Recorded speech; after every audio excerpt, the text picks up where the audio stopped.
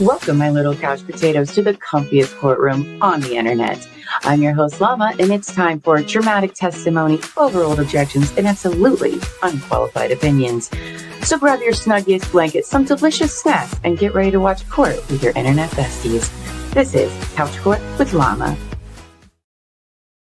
Oh my gosh. Hi, everybody. Hello, couch potatoes. Hello. It's been a long time. So sorry I'm late. I confused today's live time with our Friday show. But it's okay. We're not good at math here. It's fine. We're all fine. Everybody's here. Court has not started yet. Oh boy. Gosh, I miss you guys so much. It's been so long, I feel. Way too long. Way too. Oh my gosh, you guys have been talking for a while in the chat. I'm so sorry to all of you guys. I got ready so fast, you guys. So fast. Oh my goodness. I see you all have been talking a lot. Good morning. We'll do some good mornings while everyone's here. Hi, Polly. Hope you're doing great. Juju Bean, I have some exciting news for you that we'll hopefully get to before court starts. Let's see. Kelly B, good morning. Hope you're doing great. She says, y'all need to get your boxes of tissues ready because this is going to be horrible. I agree. It's going to be sad. I don't even know why I bothered put on eye makeup now that I think about it. But before we get to the sadness, though, you guys, today's a very special day. Today is Terry True Crime's birthday. Yeah, happy birthday, Terry. So if you guys see Terry in chat, give her all the birthday cakes and pink hearts because today's her special day. She might make an appearance today. We'll see. We'll see what happens. Oh, excuse me. Hi, Dope Meditations. Good morning. Good morning. Hope you all are doing great. I don't, this is going to be like our first day of not watching the Big Brother live feeds together. So hopefully they're super boring today. And that's what I'm hoping for. Good morning, Lady in Gray. Good morning, Pilola's mom. Hope you're doing well. Yeah, it's going to be a rough day, you guys. It is. And that's okay. I'm probably going to cry. I'll be honest with you. I'm a human being. So I probably will cry a little bit. And that's okay. We are all here together for hugs. It's probably going to be a tough day. Good morning, Mama Llama. Good morning. Hope you're doing great today. My lemon blueberry cheesecake's almost gone. So I'm going to need you to make me another one. Oh, goodness. I know I am going to have to stop staying up so late. Oh, my goodness. Well, you guys, let me tell you, I'm just going to zoom past all of these. Happy birthday, Terry, and everyone here. So, you guys, last week we did our live show here in Ohio. Terry and I did, and we had the lovely cabin, and Amos was there, and Elbow Feet and I, and Mama Llama. It was amazing.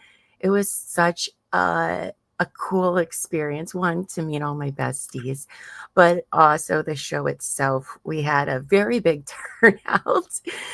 Shout out to my Couch Court fan, Joan. That's right. I got to meet some really, really lovely people. There were some surprise guests who we didn't know they were going to be there, and they were there. And I got to talk to him afterwards, and it was a very honoring experience to have had them there. So it was beautiful and amazing. So if you guys want to see Terry and I come to your neck of the woods and do a show there, we have a form you can fill out of all the locations, or you can email Terry, Teri, at tcwtmedia.com. And oh my gosh, you guys, I have to show you, speaking of Terry True Crime, guess what she made me? I don't know if you guys are ready for how adorable this is. Okay. Let's see. Are you ready? She made me a bedazzled gavel. That's right. Look at how amazing that is. She did the whole thing herself. It was her second try, but they're perfect. So we are now ready officially for court. So that's pretty awesome. I can't wait to use that. By the way, you guys, everyone was just the same in person as they are online, which is awesome. They were all so awesome to meet them all. Now, some good news, because, the last few weeks we haven't really done couch court because life stuff. But Jujubing, you remember I told you that I have something exciting to share with you? Well, guess what, you guys? You know that Brooks Hauk and Joseph Lawson trial? Mm-hmm. Well, they released the photos or the video of it. So we're going to do that next week. But look at what we got going on here. This is more important. Thank you. I'll talk about that later. Let's see here. Need 5 minutes? Oh, I should probably make a banner. Gosh, you guys, it's like I forgot how to do this. Oh, look at that. I already got one kind of made. Oh, okay. Well, let me just change this so we have something running at the bottom. Oh, hold on. Somebody's knocking on my door for some reason. Just a minute.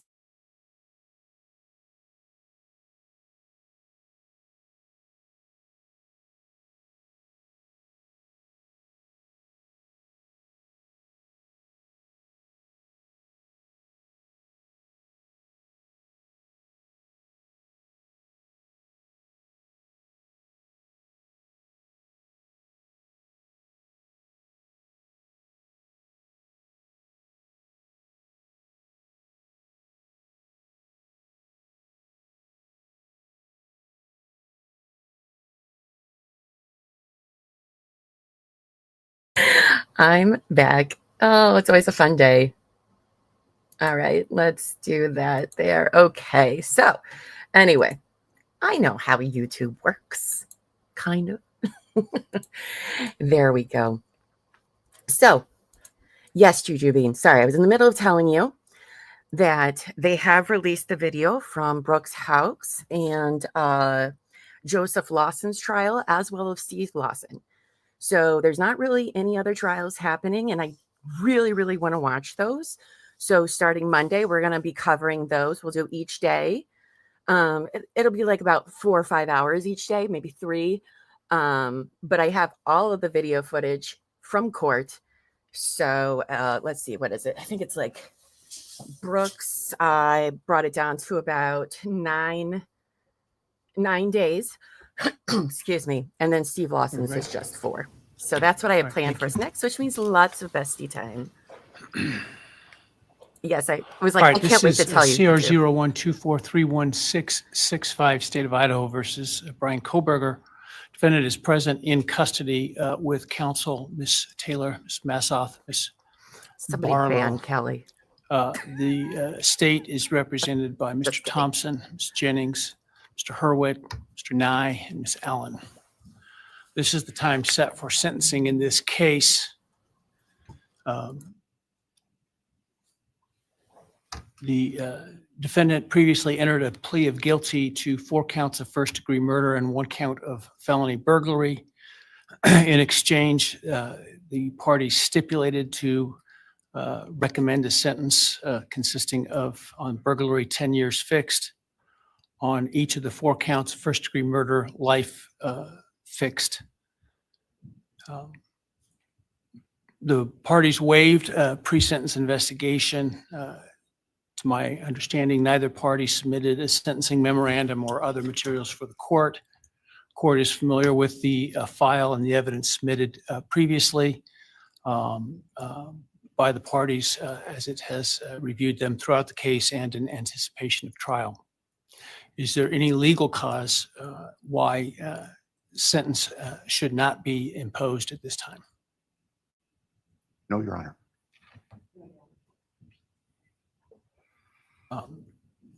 Does the state, before impact statements and arguments, wish to present evidence today?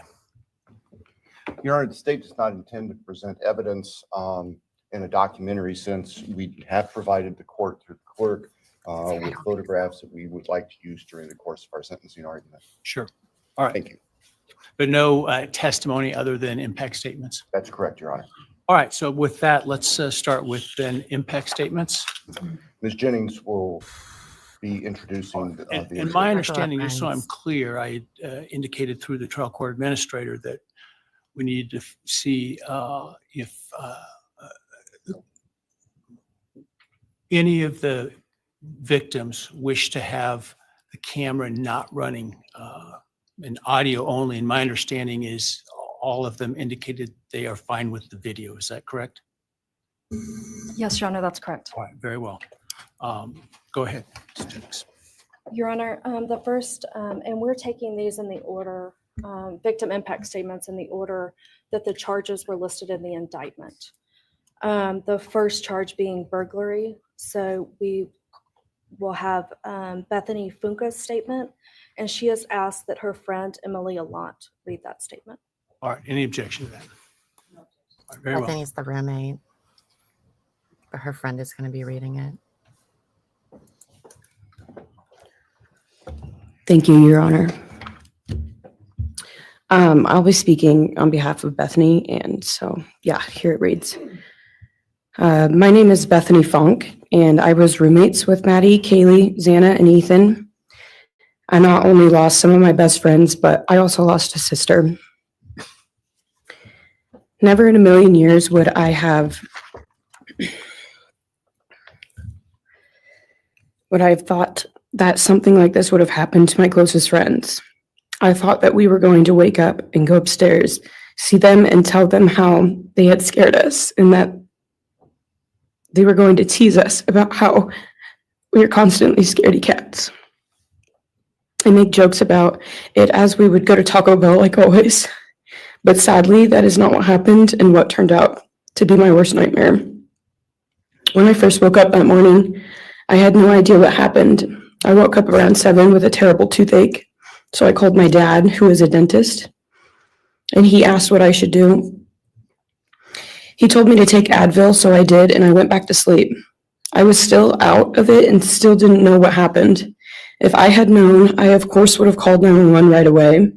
I still carry so much regret and guilt for not knowing what had happened and not calling right away, even though I understand it wouldn't have changed anything, not even if the paramedics had been right outside the door.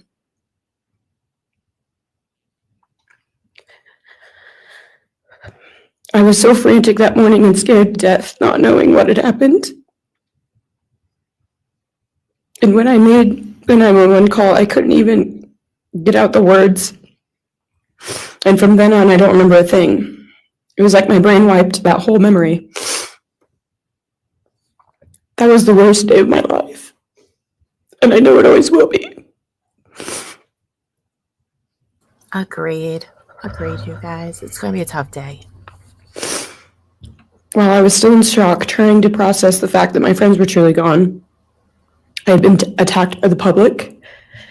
I was grieving, numb, and unsure of what had happened was even real. And at the same time, I was getting flooded with death threats and hateful messages from people who did not know me at all or know the dynamic of our friendship. Social media made it so much worse, and strangers made up stories to entertain themselves. The media harassed not just me, but also my family. People showed up at our house.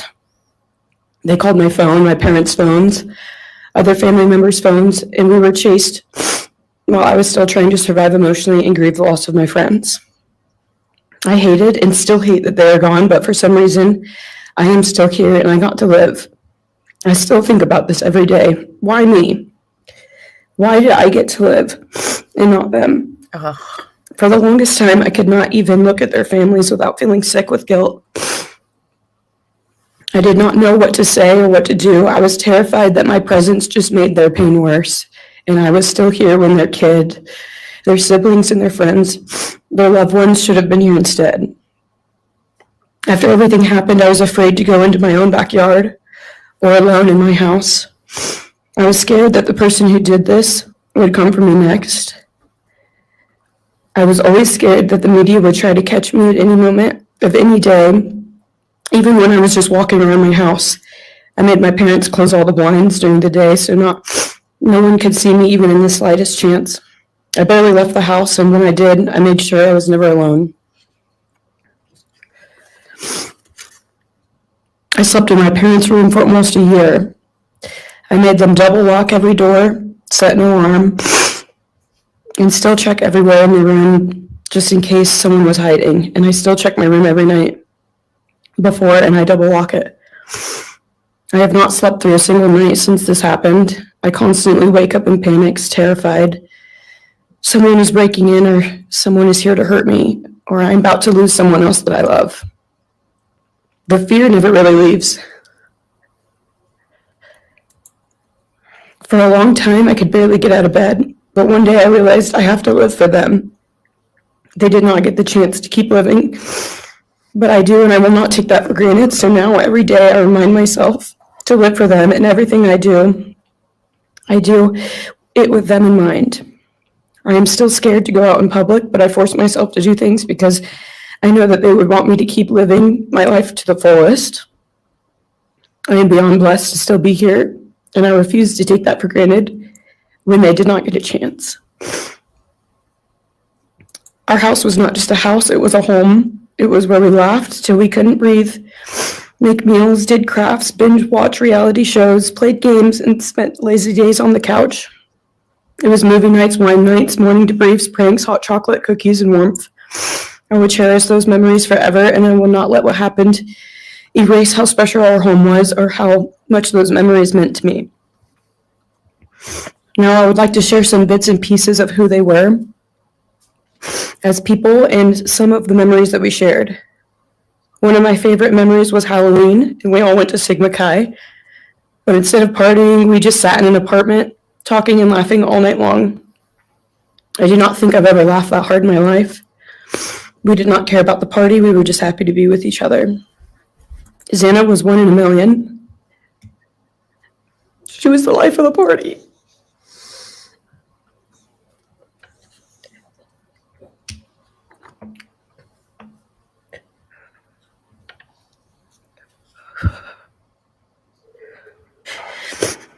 But she was also the kindest and funniest person I knew. Everyone loved her because she made everyone feel so loved. She was just someone you always wanted to be around, no matter the circumstance. One of my favorite days with Xana was when she laid on the couch. When we laid on the couch together all day, watching movies and snacking. Or when she, Maddie, and I would go and get margaritas, chips, and salsa. She would also light up a room with her presence alone. Kaylee had the most beautiful, radiant smile. And she was so kind, but also one of the funniest people I've ever known. She loved playing little pranks. And she always had us laughing so hard that we could not breathe. She was so full of energy and life. I really believe that she could have ruled the world if she wanted to, and she would have been America's sweetheart. Ethan was the sweetest, most genuine guy. He was always smiling and always making other people smile too. Ethan was the kind of person you wanted around. He was so kind and easy to talk to and just so fun. And the way he cared for Xana was truly something to admire. And really was proof that storybook love and true romances really do exist. It was not only obvious to me, but everyone that was around Ethan and Xana that they were absolute soulmates. Oh, Maddie was not only one of my best friends, but she was the older sister I would have always wanted. There was no one I looked up to or admired more than Maddie. She was truly a ray of sunshine, and everyone was drawn to her. She was so kind, loving, funny, fun, and passionate. She had the sweetest soul and wanted nothing but the best for everyone, and to love and show love to everyone. She took me under her wing and always made me feel so safe and included, and above all, loved and valued. She never failed to make me laugh or put a smile on my face. Still to this day, I am beyond grateful that she chose me to be her sorority little, and I thank God every day that I not only got to know her, but had her as one of my best friends. Honestly, I cannot pinpoint one favorite memory with Maddie because I have so many, and this would be a very long read if I did.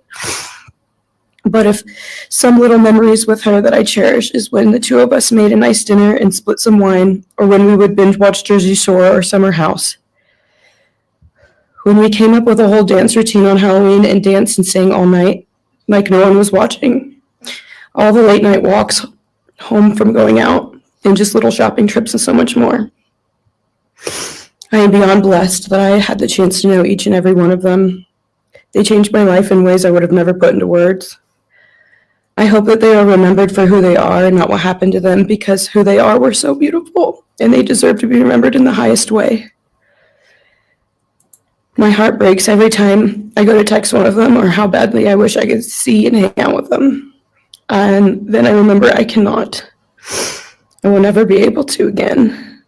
But I still talk to them in my prayers every single night, and I always will. I wish more than anything I could hug them one last time. And I wish I could tell them how much I love them. And even though I cannot, I still tell them every night. I will keep living for them as long as I am lucky enough to still be here. And they were all truly one of a kind. And they will be in our hearts forever and always. Thank you. And please convey to Bethany my appreciation for her courage, and I hope that she heals. Oh God, this is going to be so hard, you guys. Next is Dylan Mortensen. We're asking for some accommodations for Ms. Mortensen, and that she be allowed to sit in my seat. Sure. Dylan's the other roommate, right? Oh God.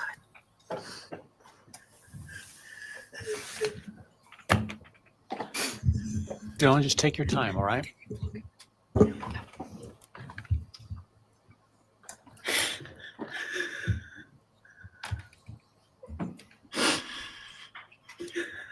Oh boy.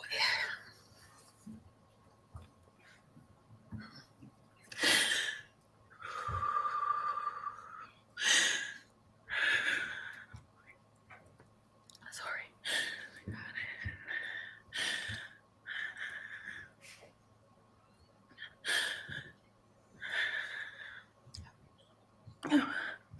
Thank you, Your Honor. What happened that night changed everything. Because of him, 4 beautiful,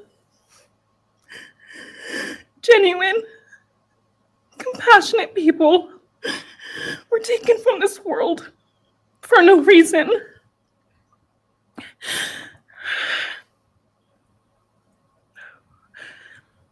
He didn't just take their lives. He took the light they carried it into every room.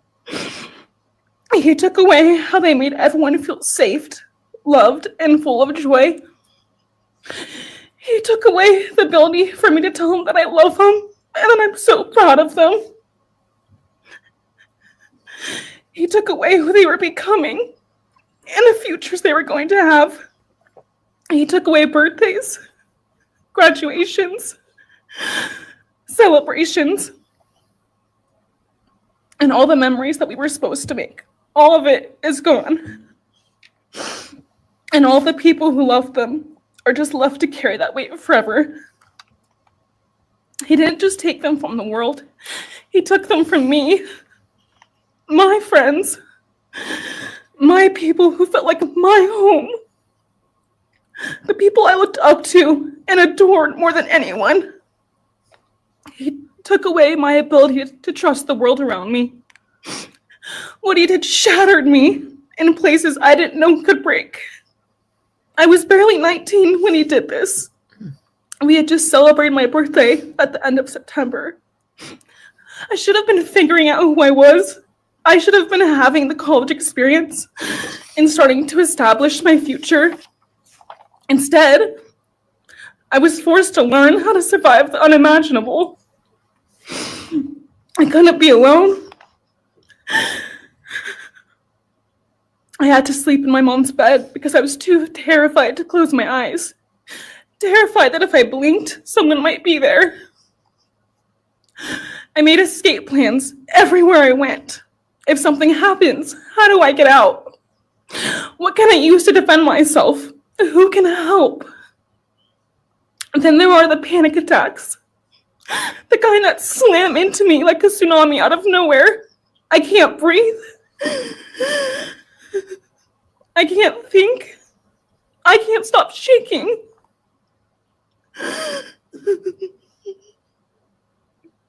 All I can do is scream because the emotional pain and the grief is too much to handle. My chest feels like it's caving in. Sometimes I drop to the floor with my heart racing, convinced something is very wrong. It's far beyond anxiety. It's my body reliving everything over and over again. My nervous system never got the message that it is over, and it won't let me forget what he did to them. People call me strong. They say I'm a survivor, but they don't see what my new reality looks like. They don't see the panic attacks, the hypervigilance, the exhaustion, the way I scan every room I enter, the way I flinch at sudden sounds. They don't know how heavy it is to carry so much pain and still be expected to keep going, and that's because of him. He stole parts of me I may never get back. He took the version of me who didn't constantly ask, what if it happens again? What if next time I don't survive?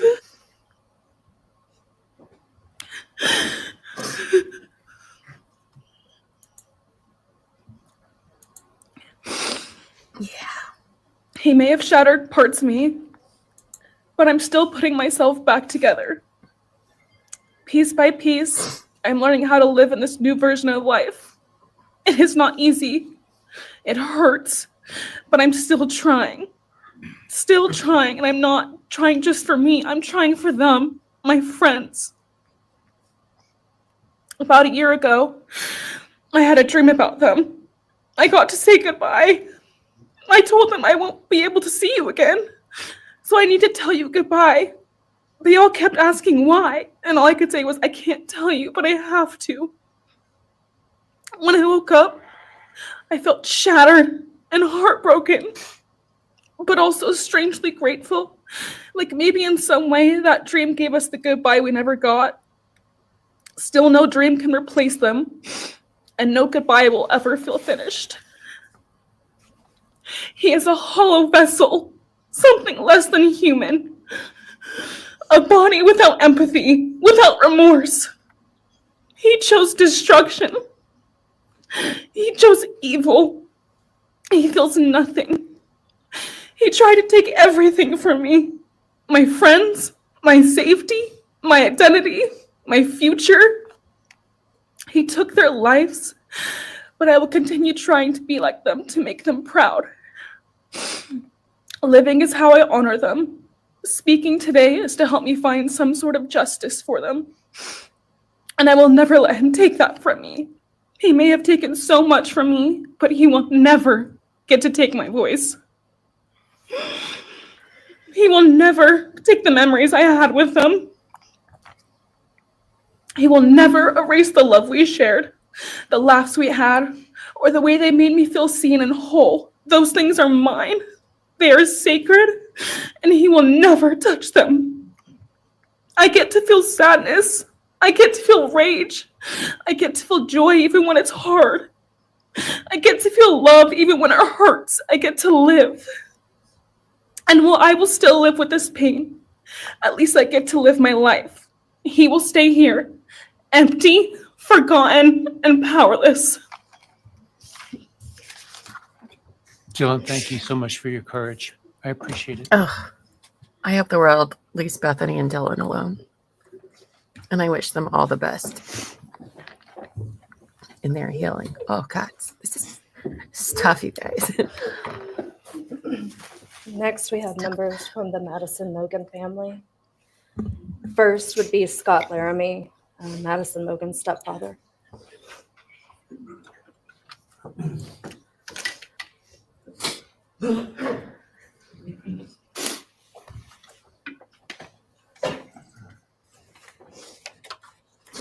Standing by him is Karen Laramie, Madison's mother. Thank you, Your Honor. My name is Scott Laramie. I'm Maddie Mogan's stepfather and the husband of Maddie's mother, Karen Laramie. I will read this victim impact statement on behalf of Karen and myself. Maddie was our gift of life, our purpose, and our hope. Maddie quickly became Karen's joy, identity, and purpose in life. I joined Maddie's life when she was 2.5 years old. The experience transformed me into a life of joy, love, and family. Oh. Maddie was bright, beautiful, kind, empathic. She listened carefully to others and was observant, seeing and caring about the hearts and the minds of all she encountered. She loved music and music festivals. She had a wonderful sense of humor. She excelled in school. She was an easy child to raise, almost never requiring discipline, and almost always giving us parental joy. One time Karen remembers disciplining Maddie as a little girl. Maddie responded, "You broke my heart," which of course melted ours. She had a keen wit, even at that young age. As she transitioned into teenage years, she prioritized us and extended family over many of the distractions that capture teenagers. She showered us with her presence and love at family events, barbecues, picnics, birthdays, holidays, and others. She spent countless hours with her papa, her Uncle David, Aunt Nadine, and her other close family and friends.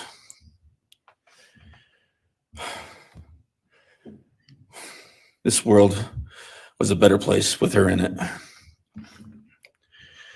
As she reached adulthood, Maddie applied her studies to be a marketing professional, entering into an internship at Payne West, and started planning her professional future.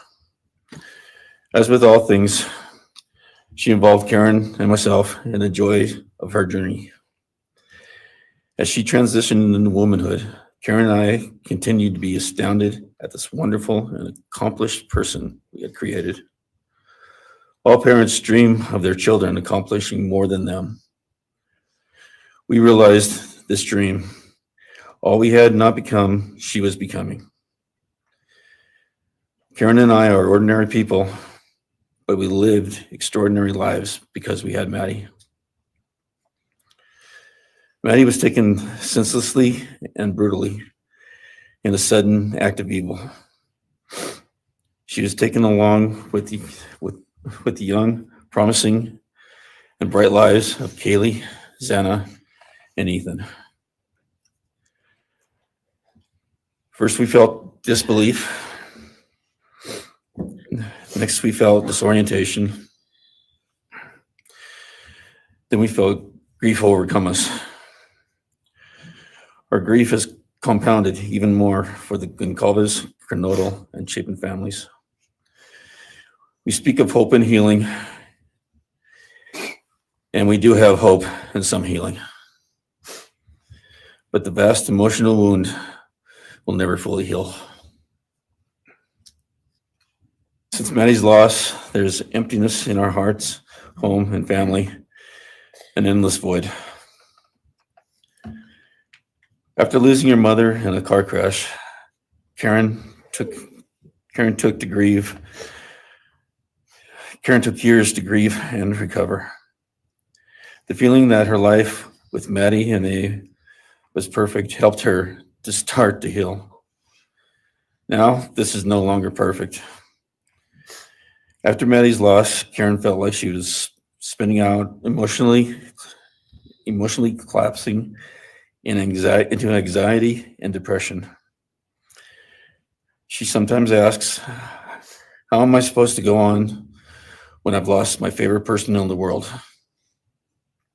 I felt the same, and we continue to struggle.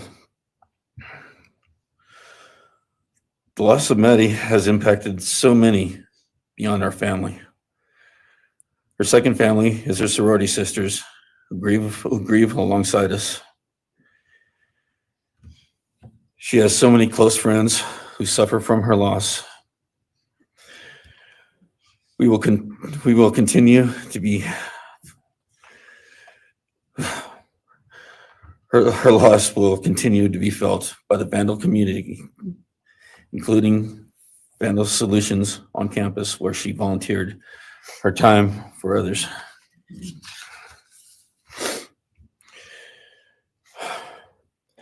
It helps us to know Maddie is in heaven now, freed from the trials of this earth. We, however, continue to live on without the grace and support of her presence. We will grow old without our only child, our bright, beautiful friend and daughter. In the end, there are no words that can accurately capture the devastation of losing Maddie. It's true. We will endure and we will go on. For Maddie, we will not let our grief consume us. For Maddie, we will continue to love and care for our family and friends, including the families of Kaylee, Santa, and Ethan. We will remain united with them. We can only hope that others out there suffering similar losses can look to us and see that we can overcome hatred, darkness, and evil. We know the law allows us to comment on the defendant and his sentence. As for his sentence, we support the plea agreement. Society needs to be protected against this evil. As for the defendant, we will not waste the words, nor will we fall into hatred and bitterness. Evil has many faces, and we now know this, but evil does not deserve our time and attention. We are done being victims. We are taking back our lives. Mm-hmm. We will turn our time, talents, and attention to hope, healing, and helping others, and to the future. We invite all those who have suffered with us on this to join us in our journey. We can make this world a better place. We can move on from tragedy. Adversity will visit us, evil will visit us, but we will overcome. We can and will endure.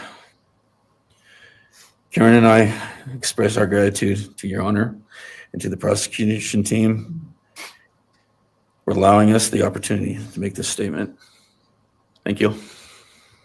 Thank you so much for your courage, and I am so sorry for your loss. God bless Your you. Honor.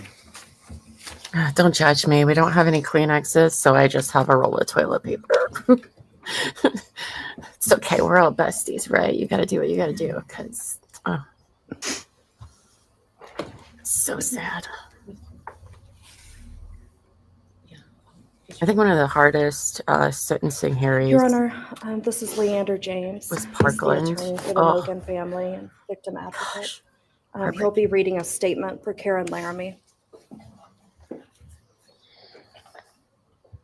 May it please the court, counsel.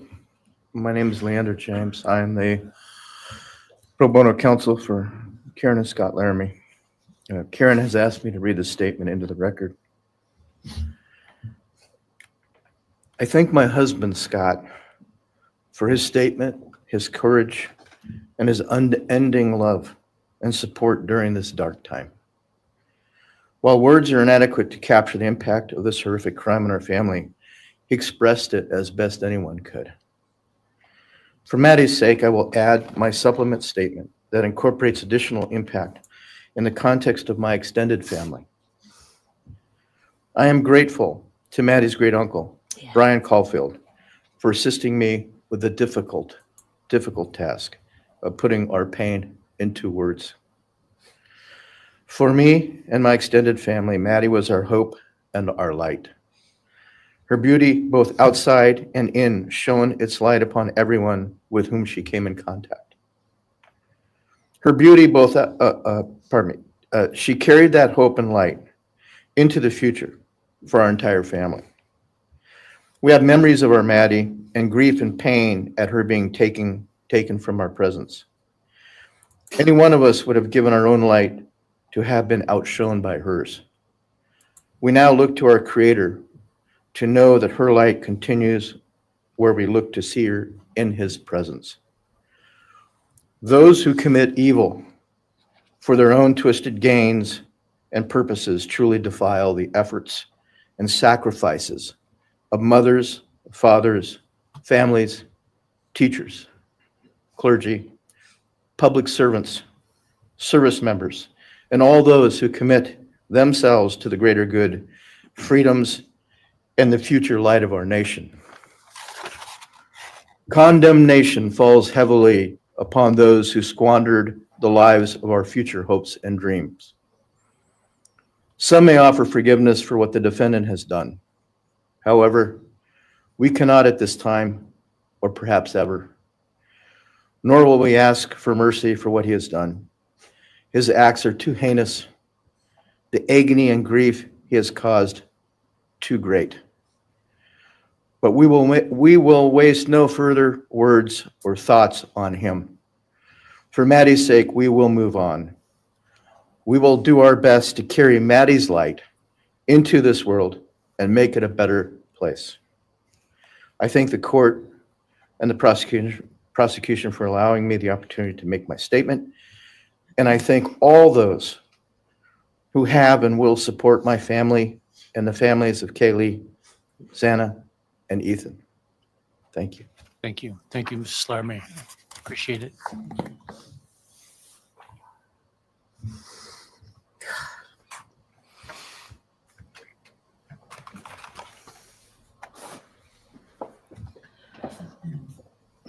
Next is Ben Mogan, the father of Maddie Mogan. Yes, of course. Actually, Your Honor, it'll be Kim Cheeley, the grandmother of Maddie Mogan.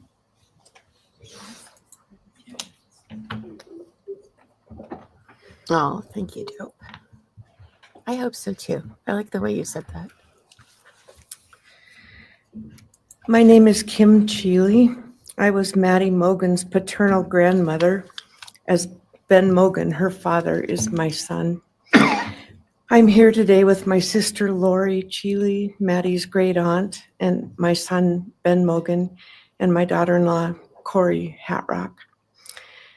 I'd like to begin by thanking a number of people involved in bringing this case to closure. In my daughter's words, the plea deal the prosecution team reached this month is one that punishes the perpetrator of this horrendous crime, protects the public from further harm, and allows all of us who knew and loved these kids the time to grieve without the anxiety of the long and gruesome trial, the years of appeals, and potential for mistrials along the way. My family and I are so grateful to Bill Thompson and his prosecution team for their dedication and painstaking work that forced the perpetrator to admit his guilt. We want to thank the Idaho State Police, the Moscow Police Department, the FBI, and Judge Hippler. We'd also like to thank the University of Idaho officials who have treated the families of the victims with such dignity and kindness, and who have honored the 4 victims beautifully. Maddie was my first grandchild, so when she was born, all her grandparents had the distinct pleasure of deciding what we'd like to be called. I chose Nana, pretty original. But when Maddie was about 1.5 years old, her papa, Ben's dad, and I were planning to visit the new little family in Oregon. Maddie didn't have an extensive vocabulary at the time, but for some unknown reason, she called bananas ba-deedle-deedles. When Karen and Ben told her Nana was coming to visit, she figured, I say deedle-deedle for that word. So I became Deedle-Deedle, shortened to Deedle when she was about 6 or 7, and I was Deedle all her life. I don't think her stepdad, Scotty, ever knew my given name was Kim.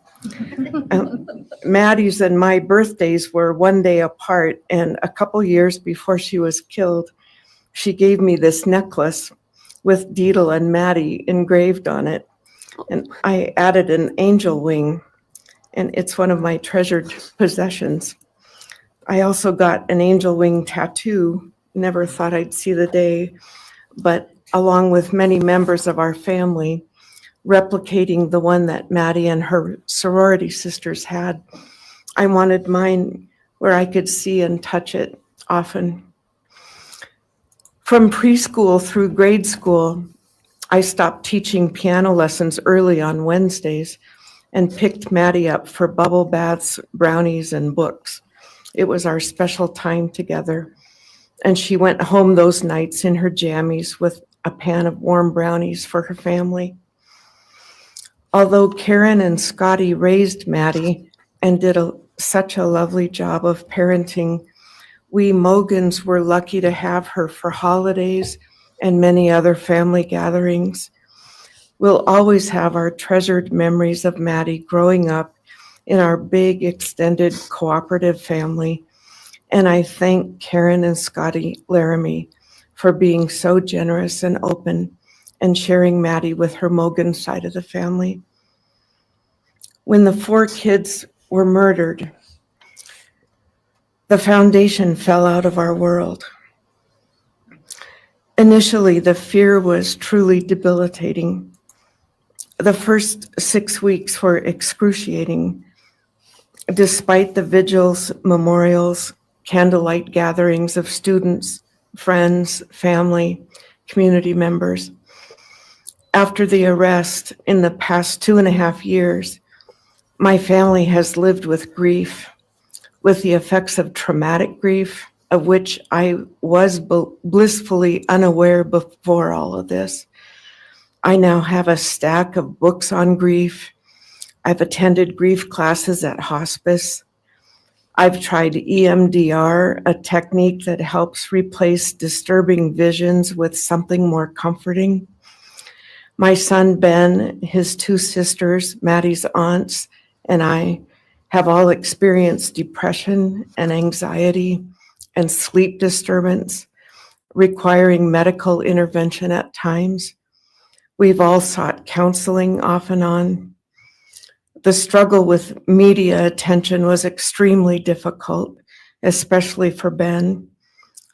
No one should live through the violent murder of one's child. Some days it's beyond me how the parents of these kids are still upright. I'm thankful for the strong families and communities that are supporting the survivors. At the time, I could think of only 2 blessings surrounding the horrific murders. One was that Ben was living with my partner Tom and me at the time, and that we could support each other emotionally through it all. Sadly, Tom died a year ago of a rare brain cancer, and he won't be here to see justice served. He was our family's rock, and we all miss him every day. A second blessing is that my mother died of COVID several months before the kids were killed, and she didn't have to live through the horror. It was difficult to identify blessings. So we've all lost our dear child and a future with her. I ache for the loss of the dreams that she and her true love, Jake, held. And my heart goes out to Karen and Scotty and your side of Maddie's family. You've had more than your share of loss. My heart aches for the kids' roommates and the families of the other victims, Yes, it's very beautiful. and also the family of the perpetrator.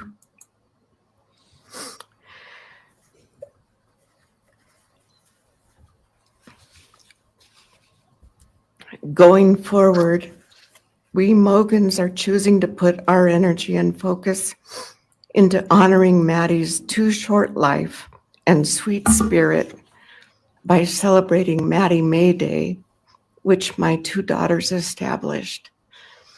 On May 25th each year, Maddie's birthday, we encourage folks to do random acts of kindness in Maddie's name.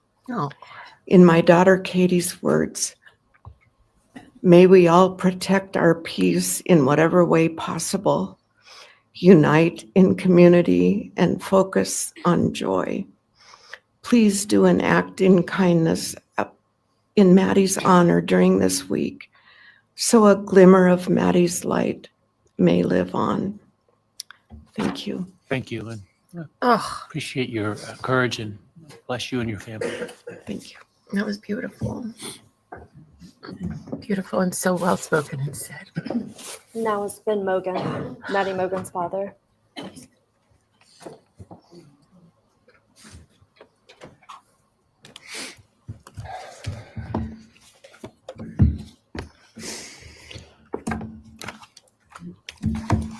I'm Is his family there? Does anybody Benjamin know? Mogan. I'm Maddie's dad. And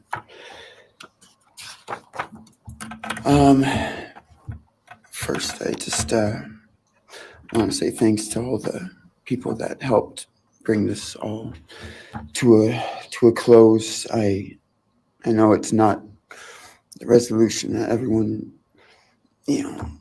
wanted, but I think that that everyone worked so hard, and we really appreciate all their efforts. It was such a hard thing to go through for everybody.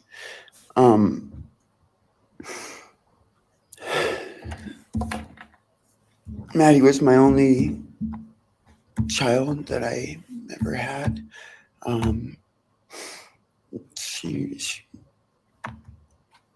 the only great thing I ever really did, and the only thing I was really ever proud of. And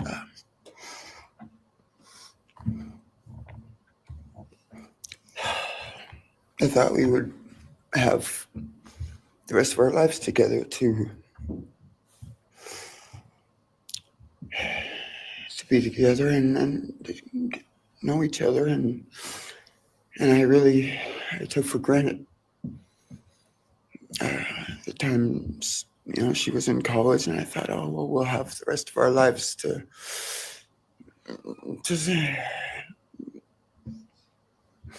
do all the stuff that we're supposed to do, and she was just about done. She actually earned all of her credits for her college degree, and Karen and Scotty and I got to go and get her diploma that she actually earned, and she served every bit of that. And but I thought that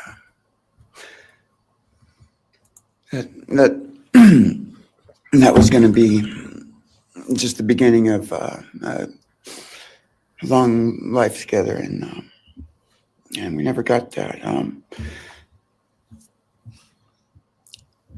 Karen and Scotty did such a great job raising her after Karen and I split up, and I'm so thankful for Scotty and the role that he played in her life when I wasn't able to. But we got to spend a lot of great times together, Maddie and I. She was my favorite person to go to a concert with. We got to see some fun shows together, and I told her, if there's ever a show that you want to go to, let me know, and I'll get you tickets for you and your friend, or if we want to go together, we'll make it happen. And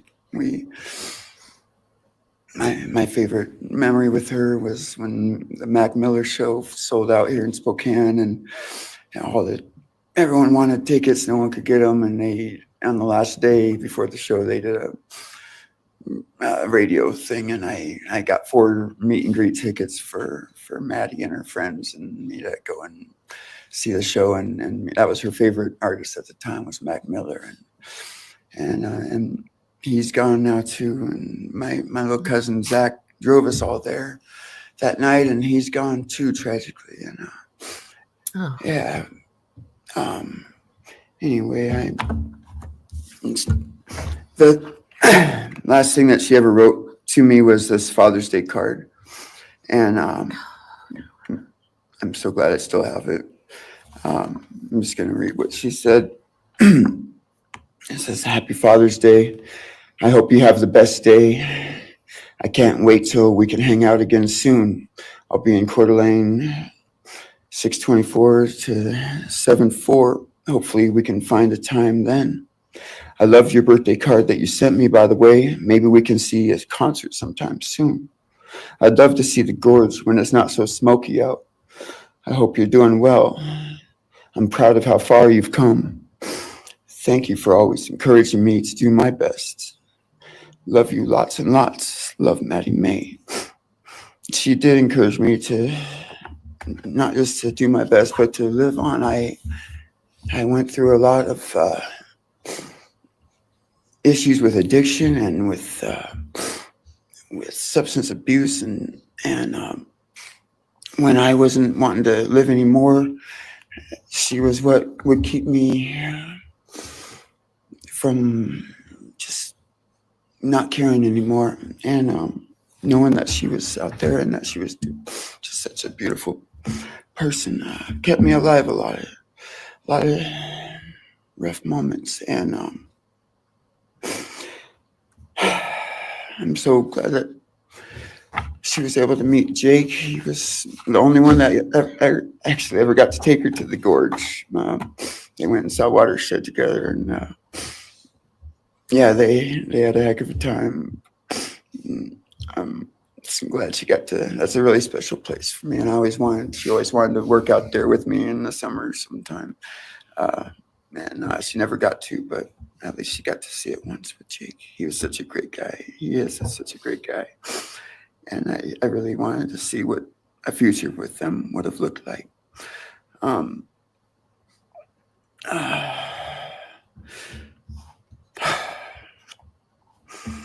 guys, I have to go for my appointment, but I'm going to leave this running, and I will be back in 1 hour. Hugs to everybody. I'll never be able to replace her. I wrote a bunch of stuff. I just don't know what to say right now. I just miss her so much, and I just love her more than anything. And it shouldn't have happened. And a death sentence is one thing. When it's going to happen, and it's going to be all gentle and stuff. But life without parole, with a building full of people that all just want you to not be around anymore, and winking at every morning, not knowing if that's the day they're going to pull your card. I mean, it's not a very nice sentence either. So, I don't know. I just love you, Maddie, and I wish you were still here. Thank you so much.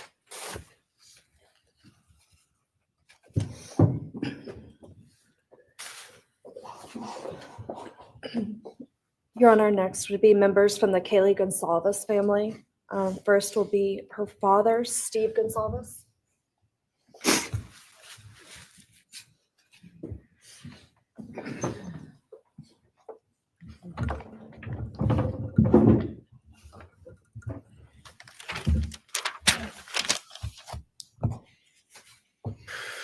Today, we are here to finish what you started. Today, you've lost control. Today, we are here to prove to the world that you picked the wrong families. The wrong state, the wrong police officers, the wrong community. You tried to break our community apart. You tried to plant fear. You tried to divide us. You failed. Instead, your actions have united everyone in their disgust for you. I just learned from these lead investigators, to their shock, they worked in an investigation and actually worked with Pennsylvania police officers and the federal FBI. You united everyone. Everyone was united after you. None of us are divided. We are united in our disgust and our love for these children. Today, you have no name. Because when this all started, we all came together and we said, let's stop even talking about his name and just use initials. So even the media just calls you BK. That's all you are. Looking back when the police officers knocked on my door, told me what happened to my child, told me what happened to Maddie Mae, I don't think he was even out of the driveway before my kids turned around, looked at me and said, what do we do, Dad? I told them, you get to work. You get your ass to work. And we started calling, we started texting, we started emailing. And you know what? Within hours, we had your white car on the camera. We knew from the very beginning we had you. Police officers tell us within minutes, they had your DNA, like a calling card. You were that careless, that foolish, that stupid. Master degree, you're a joke.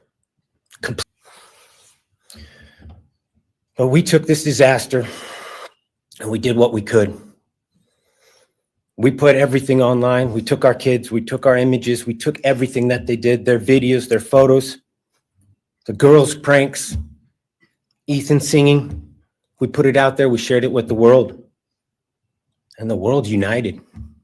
And all they ended up, when they talked about this case, is they talked about Kaylee Jade, Maddie Mae, Xana, and Ethan. Everything what these people meant to us, a father, a mother, a brother, a sister, we shared that with our community. Then we shared it with our state. We shared it with the country, and eventually we shared it with the world. The world's watching because of the kids, not because of you. Nobody cares about you. You're not worth the time, the effort to be remembered. In time, you will be nothing but two initials forgotten to the wind. No visitors, nothing more than initials on an otherwise unmarked tombstone. From this moment, we've all started. From this moment, we will forget you. We want to all leave in closing. One last thing. You picked the wrong family, and we're laughing at you on your trip to the pen. That will be today or tomorrow. I'll close with, God bless all the men and women that worked on this case and all the hard work that you guys did. You guys allowed us to grieve and allowed us to get through this. The amount of work that you guys put together and the way that you guys put it together was beautiful. There was hard times to be expected, but thank you all. God bless. Thank you.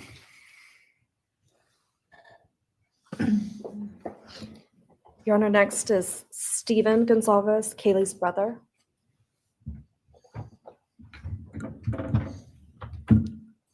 Stephen's actually gonna pass. I'm gonna go. Okay. Olivia Gonsalves, Kaylee's sister. Hello, I'd like to start by thanking the court for allowing me the time and opportunity to speak today. My name is Olivia, and I'm the big sister of Kaylee Gonsalves, and I was blessed to love Madison Mogen as a sister too. I'm not here today to speak in grief. I'm here to speak in truth. Because the truth is, my sister Kaylee and her best friend Maddie were not yours to take. They were not yours to study, to stalk, or to silence. They were two pieces of a whole, the perfect yin and yang. They are everything that you could never be. Loved, accepted, vibrant, accomplished, brave, and powerful. Because the truth about Kaylee and Maddie is they would have been kind to you. If you had approached them in their everyday lives, they would have given you directions, thanked you for the compliment, or awkwardly giggled to make your own words less uncomfortable for you.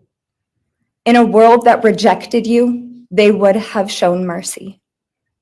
Because the truth is, I'm angry. Every day I'm angry. I'm left shouting at the inside of my own head everything I wish I could say to you. The truth about me is when I heard the news, I didn't cry. I listened for them. I promised them I would, that I would fight for them, that I would show up no matter what it cost me. I swore I'd never let them feel alone. Because you see, I've always been their heavyweight. I've always been the one to fight the battles they didn't feel ready to fight themselves. All it ever took was a call, and they knew I would handle it for them, no matter the time, no matter the cost. They could wave their white flag because they knew I would never back down, not for them, and not even death could change that. Somewhere along the line, I started to think about what I would say to them if I was given just one last chance. If I could gather enough heartbreak or love or sacrifice or whatever it took to get just one message across, what would I say?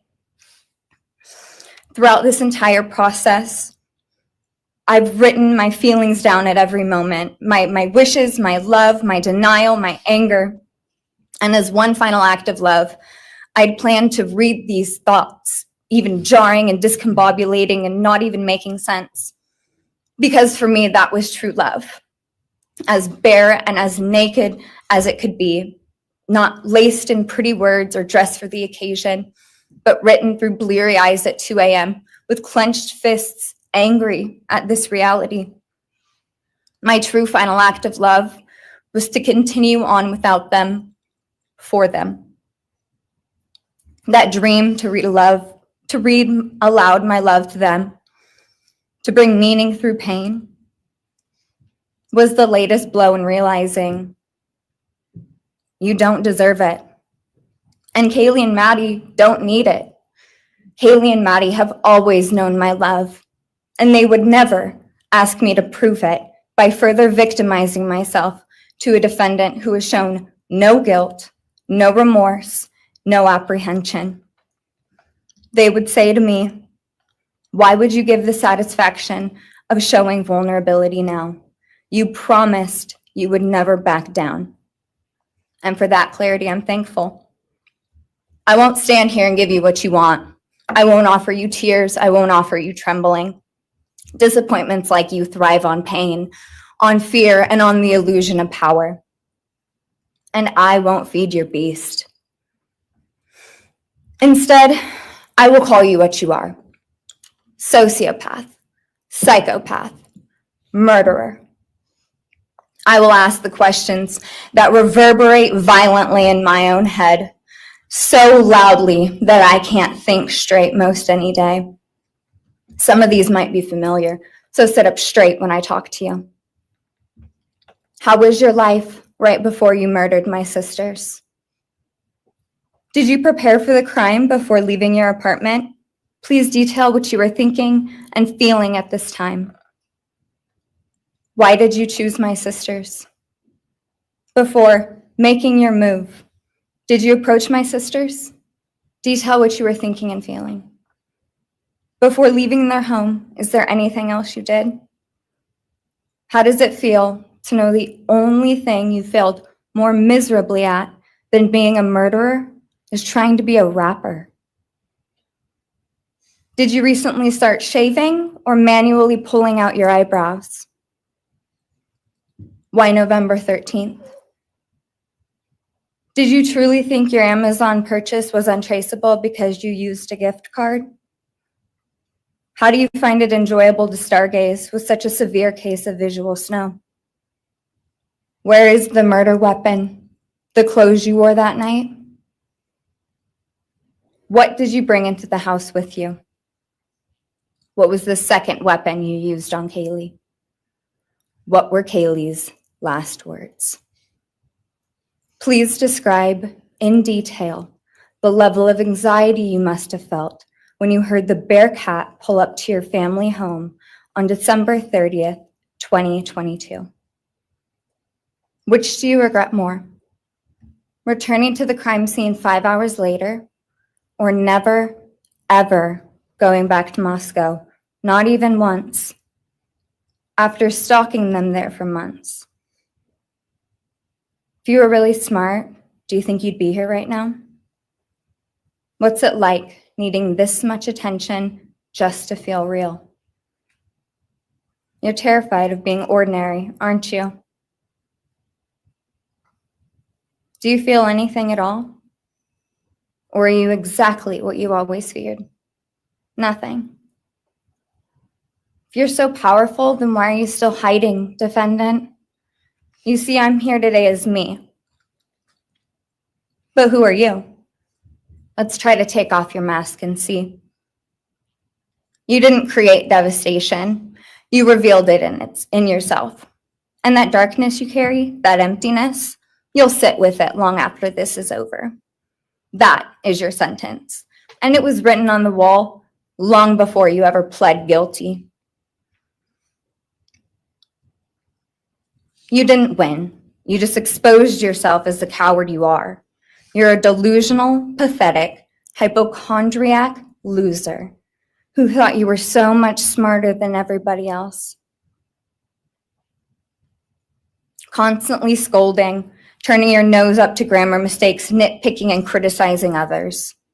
You wanted so badly to be different, to be special, to be better, to be deep, to be mysterious. You found yourself thinking you were better than everyone else, and you thought you could figure out the human psyche and see through it, all while tweaked out on heroin. Lurking in the shadows made you feel powerful because no one ever paid you any attention in the light. You thought you were exceptional, all because of a grade on a paper. You thought you were elite because your online IQ test from 2010 told you so. All of that effort just to seem important. It's desperate. There is a name for your condition, though. Your inflated ego just didn't allow you to see it. Wannabe. You act like no one could ever understand your mind, but the truth is you're basic. You're a textbook case of insecurity disguised as control. Your patterns are predictable. Your motives are shallow. You are not profound. You're pathetic.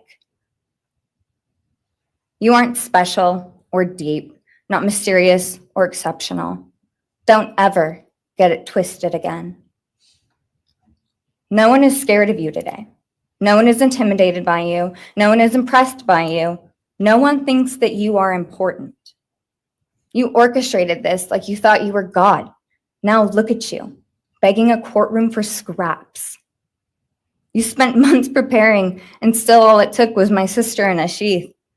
You work so hard to seem dangerous, but real control doesn't have to prove itself. The truth is, the scariest part about you is how painfully average you turned out to be.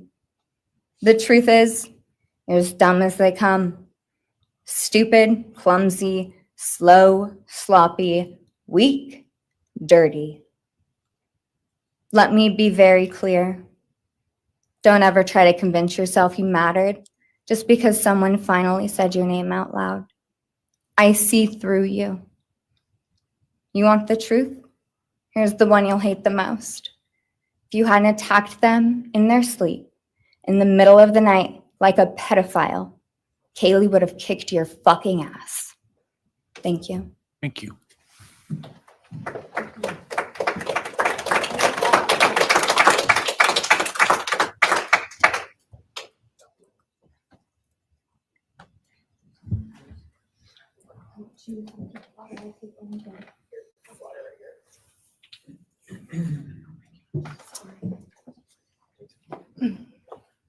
Next is Christy Gonzalez, Kaylee Gonzalez's mother.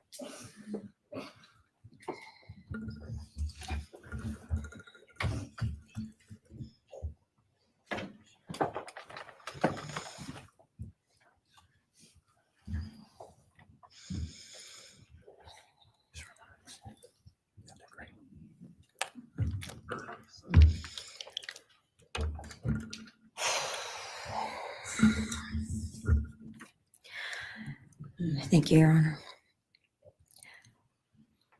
I never imagined having to speak to someone so devoid of humanity. For a long time, I didn't think I'd find the words low enough to meet you where you are. But now I realize this isn't about you. It's about what you've done to me, and I need you to hear it. When you murdered my daughter, Kaylee J. Gonzalez, you didn't just take her life, you shattered others. You attacked what you could never be, and in doing so, you left a trail of devastation far beyond that house. You stole my peace. You've altered my every waking moment, every sleepless night, the way I view the world, people, safety, trust. It's all been changed by your cruelty. I no longer recognize parts of myself. Joy is harder to find. Laughter feels foreign. The world moves forward, but I'm suspended in a place of sorrow and rage. You've taken from me something that can never be restored. The grief sits with me every day, some days quietly, and other days so loud it drowns out everything else. The emotional toll you've inflicted on me is immeasurable. I live with a constant ache, with birthdays that are now memorials, with holidays that feel hollow, with empty chairs that scream louder than words ever could. I am forever changed. But for you, as a person working on a PhD in criminal justice, you really didn't think this one through. You're not that good. In fact, you're not that good at anything. You couldn't secure a job. You couldn't get along with others. You couldn't even get a female to look in your direction. All because you are pathetic. Now you're a joke in this courtroom. I wish I could crown you with a jester hat to complete your orange jumpsuit clown look. A dead killer doesn't kill again. So while I'm disappointed the firing squad won't get to take their shots at you, I'm confident that the men in prison will have their way with you in more ways than one. You will finally get what you wanted, physical touch. Just probably not how you were expecting it. See, you haven't beat the system. You've simply entered a new one, where the rules are cruel and the consequences will never end.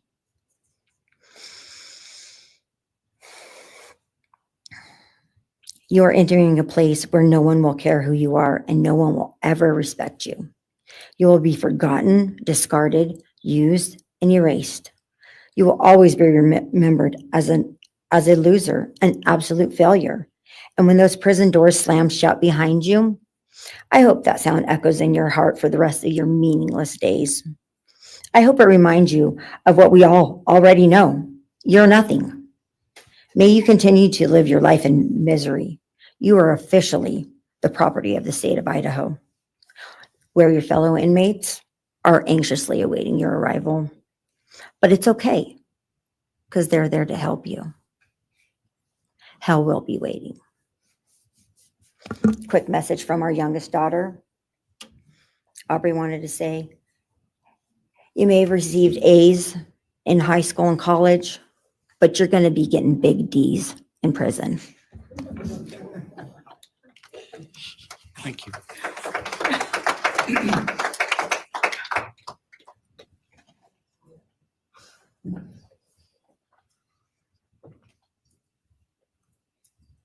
Do we have more from the Gonzalez family, or are you? Yes. Next would be Shannon Gray, the Gonzalez family attorney. He'll be reading statements from Kaylee Gonzalez's grandmothers.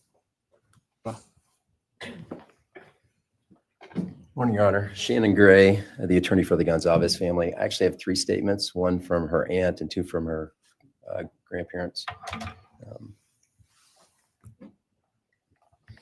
This is from her aunt, Tammy Butts.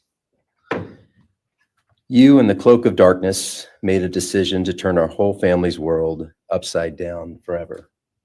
You, in the cloak of darkness, took our Kaylee J. Gonzalez away from us all without hesitation. Never have you shown any remorse or regret. We just get creepy, non-expressive stares as you have your team of women defend you. Kaylee was a strong, kind, fun-loving, caring person, and she will greatly be missed by all her family and friends for the rest of our lives. She had goals in life that you took from her and us. We lose on watching her enjoying her life, working hard and building the future she wanted. She was ready to start that after college life. You in the cloak of darkness took it all away. You left us without her future wedding, her future children that she would have added to our family. No more talking to her on the phone, going for a coffee, celebrating holidays. It's all gone. You in the cloak of darkness gave each and every one of Kaylee's family members their own lifetime sentence.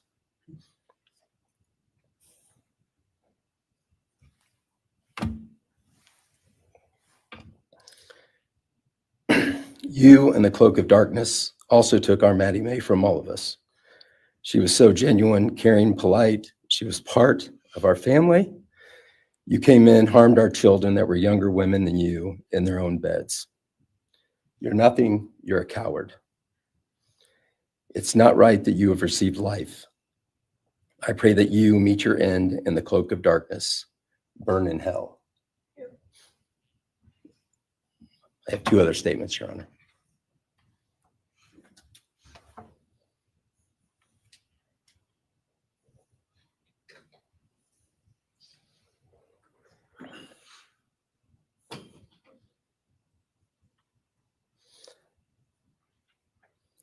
This is Linda Lucan's statement. This is Kaylee's grandmother. I really don't know how to address something so inhumane, but I will try. Nothing in the past 2.5 years has made any sense. All I get is you cowardly went into a home at night, filled with what I'm sure you thought was all sleeping girls, and went on a vicious killing spree for no other reason but to appease your demonic urges. You took my granddaughter Kaylee from us, plus 3 other beautiful lives.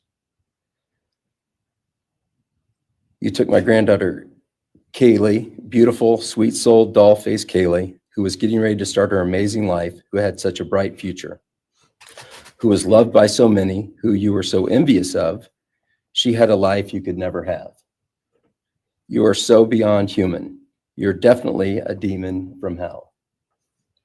I truly wish your punishment would be the same death you inflicted on our kids. But I think you will meet some new friends in prison who will be there just to help you. Thumbs up.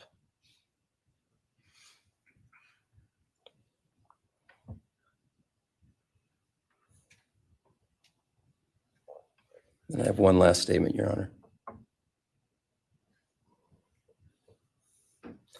This is from Cheryl Gonzalez, Kaylee's other grandmother. John 1:5 says, light shines in the darkness, and the darkness overcomes it not. Somewhere in your life, some jealousy, envy, ego, something went dark. It pushed out all light until you became dark and evil. And when you saw my granddaughter and her friends, their light, because they have such a light, you couldn't stand it. Because the darkness in you could not stand the light in them. And so you decided to destroy it. Cowardly, you walked into their rooms in the dark and took their lives, hoping to get rid of your darkness. But you didn't. You failed. Because you know what was once a light shown only to their friends, families, and loved ones is now all over the world. Everyone sees it. Their smile, their beauty, their plans, everything they were and had.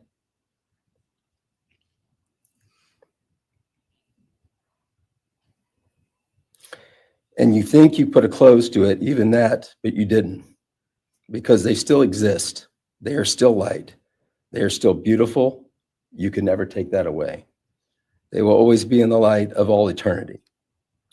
And you will be in the darkness because you could not overcome it. You failed. I want you to be gone, more than gone. I want you to be cast out. Cast out from my life, from my family, from this earth. I will not allow your hatred to penetrate into my own soul. You did not get that power. You are evil, and in the end, evil is eradicated. You didn't take Kaylee's light, you spread it into the world. Thank you, Your Honor. Thank you. All right. If the are you moving to a different family now? All right, why don't we take a 10-minute recess? All right.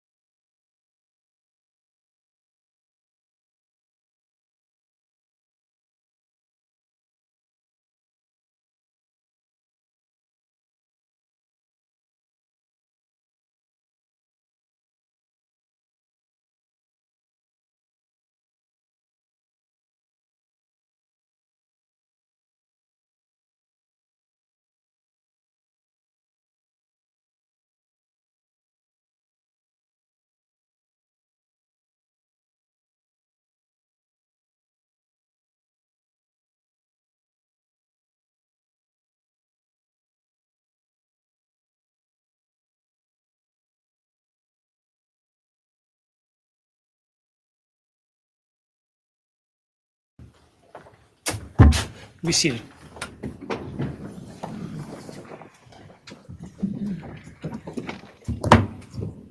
All right, Ms. Jennings.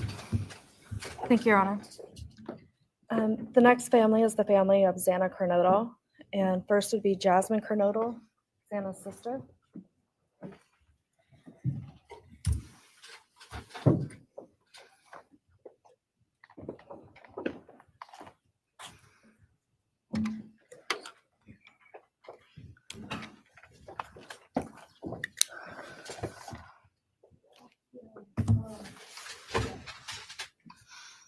Just want to say thank you to everyone who's been involved in this and just for all the hard work and dedication you guys have put into this. I also want to thank everyone for the support and just my family and friends who've been around through this time. I went back and forth on whether to speak today because the truth is you don't deserve power over my feelings, my words, or me. Thank you. In the end, I realized this moment isn't about you. It's about justice for Xana, Ethan, Kaylee, and Maddie. It's about honoring the beautiful people they were and still are in God's eyes. On November 13th, 2022, a piece of my heart was ripped away. There's no way to ever fully describe the weight of losing my sister, my best friend. No sentence or punishment will ever come close to the justice Xana, Ethan, Kaylee, and Maddie deserve. Xana was everyone's best friend. She was kind, she was funny. She was a gift to each person she was able to make an impact on. Xana was someone I turned to when I needed direction or advice. Although I am her older sister, I often found myself looking up to her. She had a radiant energy that everyone loved, and she always knew the right way to approach a problem. She knew how precious and special life was, and she truly did live every day to the fullest. Yet her story was cut short by an act of evil. I believe in a God whose justice is not bound by this courtroom. I find peace knowing that judgment ultimately belongs to Him. For your sake, I hope one day you feel the full weight of what you did. I hope you take accountability. I hope you truly experience the guilt and you surrender yourself to Jesus Christ. Because no punishment on this earth can ever compare to the isolation and pain of eternal separation from God. Xana deserved more. They all did. But I come here to say this. I am strong. I am brave. I'm a fighter, just like Xana. And you don't get to control how I move forward or what I believe. I walk with the comfort of knowing I will see my sister again. Xana didn't get the future she deserved. She won't be the maid of honor at my wedding, the cool aunt to my future children. I'll never hear her laugh or see her light up a room ever again. But I will carry her with me for the rest of my life. I will live in her honor, fight to be the best kind of woman and someone she's proud of, to make sure the world never forgets who she was. Xana's story doesn't end with what was taken from her. It lives through the love she gave, the people she touched, and the legacy our family will protect. Her light still shines, and her voice will echo louder than this pain. You didn't take that from us, and you never will. Thank you.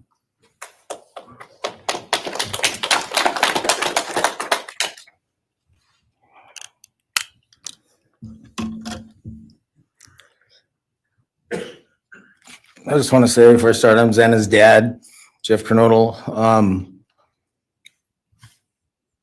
It's been a hard road down, because she's gone. And I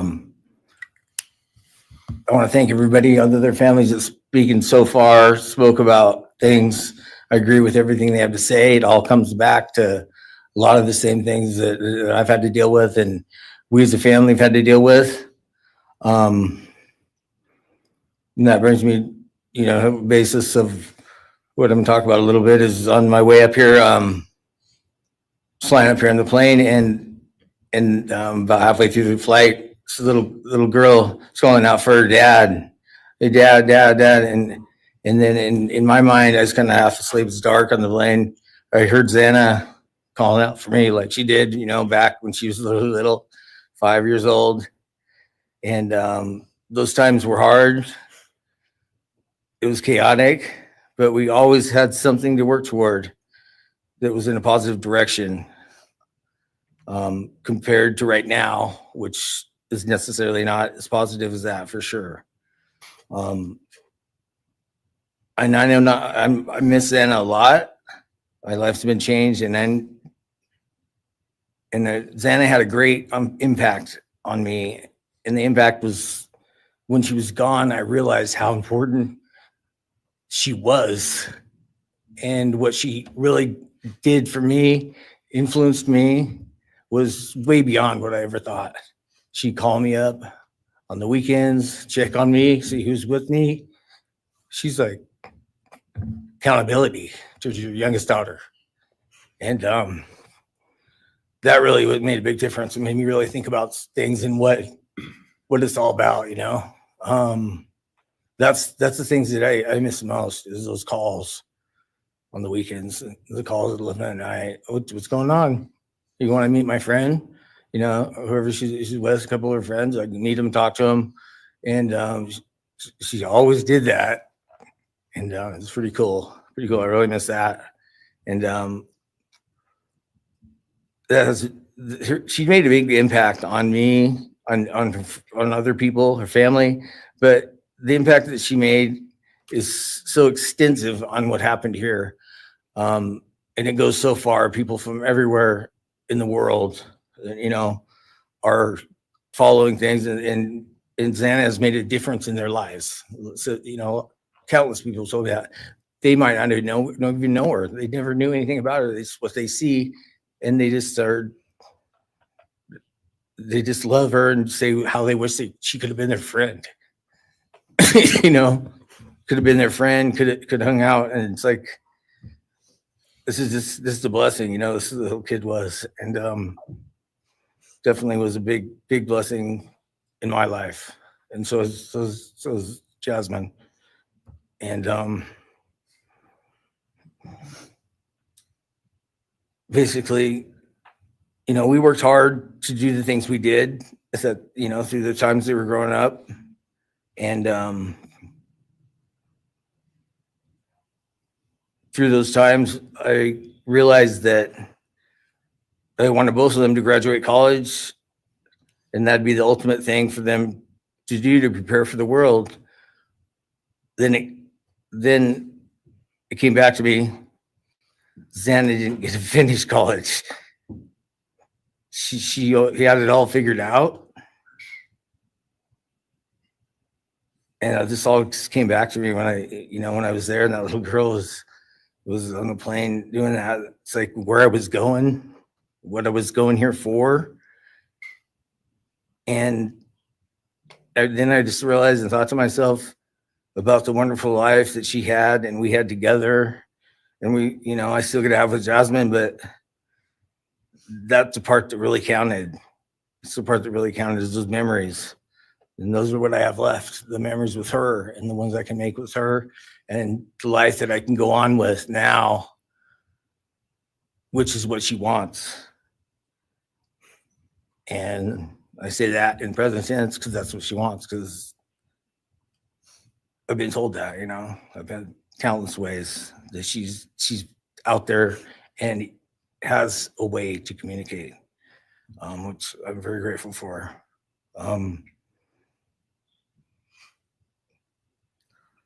That goes to say that the impact of what happened to them, all 4 kids, goes so much further than just not me, the parents, the families, the community.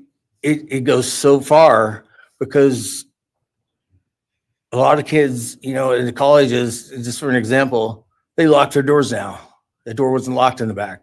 Penn State or wherever it was, all the colleges, I know that I've heard they all lock their doors now. So maybe the impact that it's going to make is going to help out and maybe protect some people. Having this outreach and having the influence of what happened to these kids did, all I know is I was 7 miles away when it happened, and she wasn't feeling that good. It was 11:30, and I almost went over to Susanna's to say, and I would have been sitting right there in that couch, and you had to deal with me. So they would have had a chance, and I regret that. And I regret not going. But the reason why I didn't is because Susanna said, "Don't be drinking and driving. You have to rent a car. Don't be drinking and driving." The week before that, so she was she would have been mad at me to do that. But I really wish I would have drunk and drove, because they would have had a chance, all four of them. At this point, I just have to go on. We're gonna go on with everything and make things better in my life, because that's what it's all about. I have closure in things, and the part that we miss is Santa, her influence, her smile, the things that she did, and we have the memories left, the great memories, and she just wants us to make more memories and not be sad or upset or shocked or taken for that, and that's what we're gonna do. We just have to. That's all I got. Thank you for your words and your courage, and bless your family.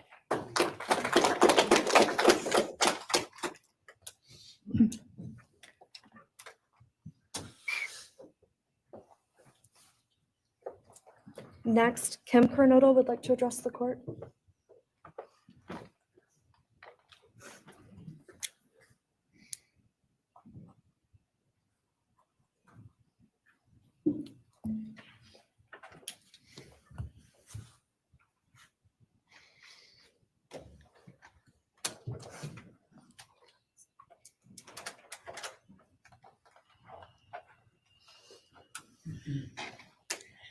Thank you, Your Honor. My name is Kim Kernodle. I am Xana's aunt. I was very blessed to have her in my life, in our family. And I thought I had everything in my head, what I wanted to say, but it kind of went out.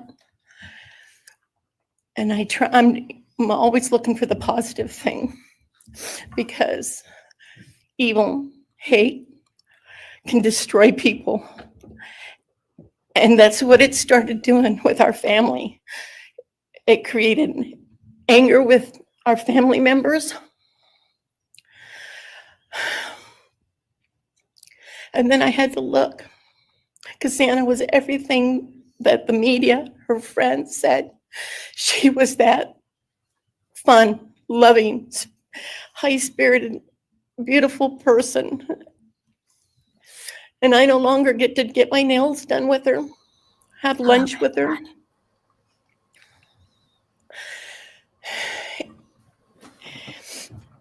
Sorry. Can I ask who's talking right now? But how I look at it now is this tragedy, this horrible tragedy on all of the 4 children, has brought us closer. You united us with your actions. We're united now, and we're stronger than ever. We have family and friends now that we never knew we had.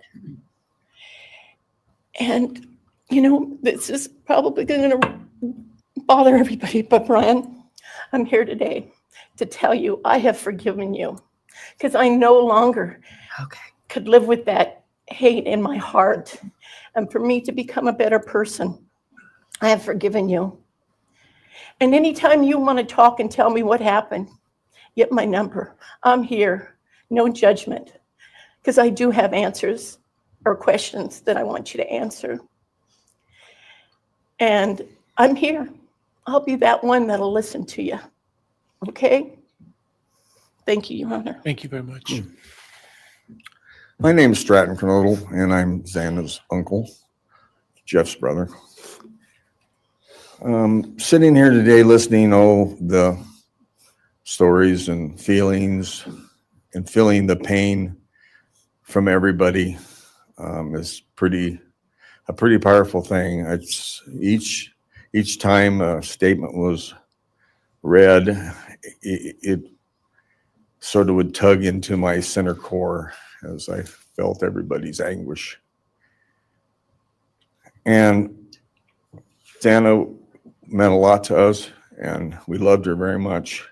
Oh, did they talk already? But I started thinking about, instead of rehashing everything that everybody else has talked about, I wanted to direct it another direction toward Bryan and what he's done to his family, his parents, his siblings, his friends, his universe.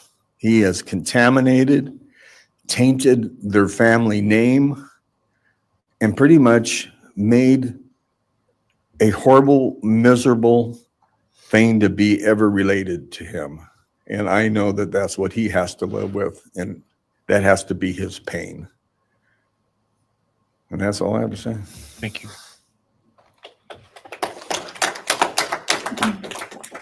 Oh, they're clapping? Next, Your Honor, I believe Randy Davis, stepfather Okay. to Xana Kernodle, would like to address the court.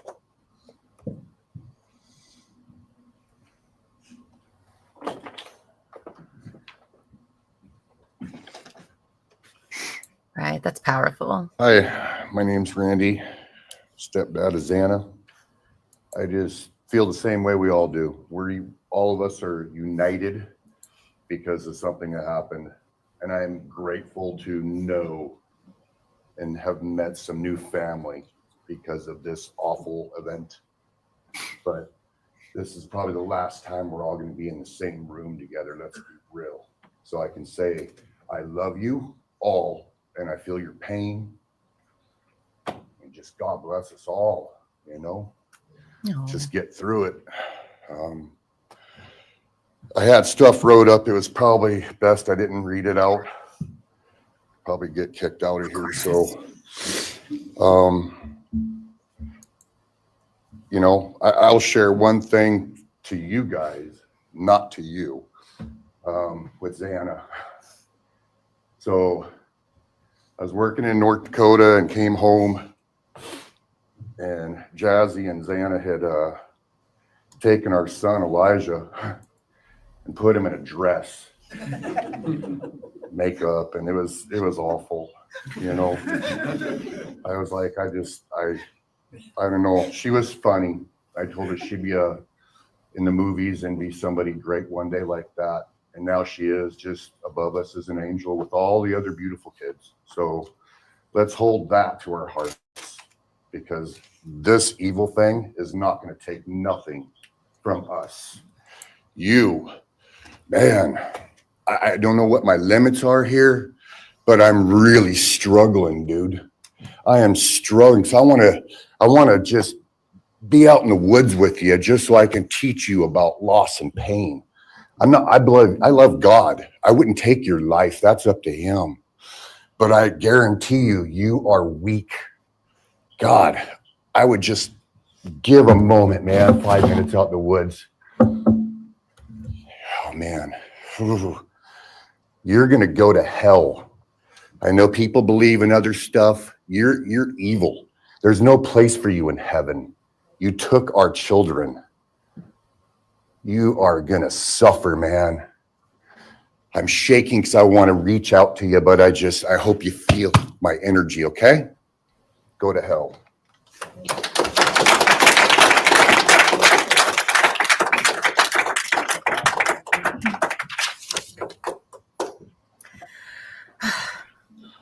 Next is Kara Northington, Xana's mother. Oh.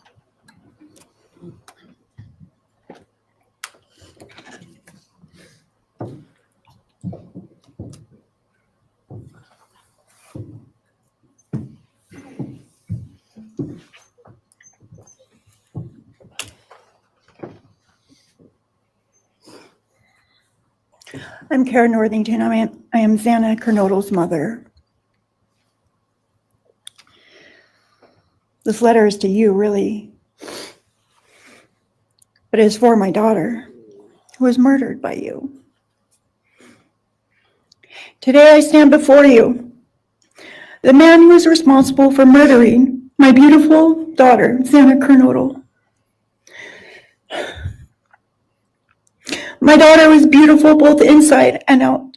She possessed love for those around her and had a light so bright it will live on forever in our hearts. She brought joy and laughter to her friends, her family, and anyone in her presence. Our Lord and Savior, Jesus Christ, now has her in his loving arms in heaven, where she can never be harmed ever again for eternity. Because of her, I came to know my Lord and Savior, Jesus Christ. Because of her, many will come to Christ. It is Christ who lives in me that has given me the strength to forgive you. It was of no power of my own. In return, the Lord has filled me with joy, hope, and peace that surpasses all understanding. Jesus has allowed me to forgive you for murdering my daughter without you even being sorry. Oh, this judge. Or asking for this. Just breaking down over there. This is only possible because he who lives in me is greater than any evil in this world. For God hath not given us the spirit of fear, but of power and of love and of a sound mind. I do not fear you or even let you rent space in my head anymore. This forgiveness has released me from any and all evil you have inflicted on me and my family. It has allowed me to let our Lord deal with you. You have accepted a deal that will prevent you from receiving the death penalty. Nothing man can do to you can ever compare to the wrath of God. Inevitably, you will stand before our Lord and will have to answer to him over the sins you have committed in murdering our children. I pray you come to the end of yourself before that day. Whether you like it or not, heaven is for real and so is hell. The innocent life of Xana that you stole from myself and my family, and the destruction it has caused. I am washing my hands of you and turning you over to my Lord and Savior Jesus Christ, whom vengeance belongs to. In closing, I want to read a passage from the Bible, Ephesians 6, King James Version. Finally, my brethren, be strong in the Lord and in the power of his might. Put on the whole armor of God, that ye may be able to withstand the wiles of the devil. For we wrestle not against flesh and blood.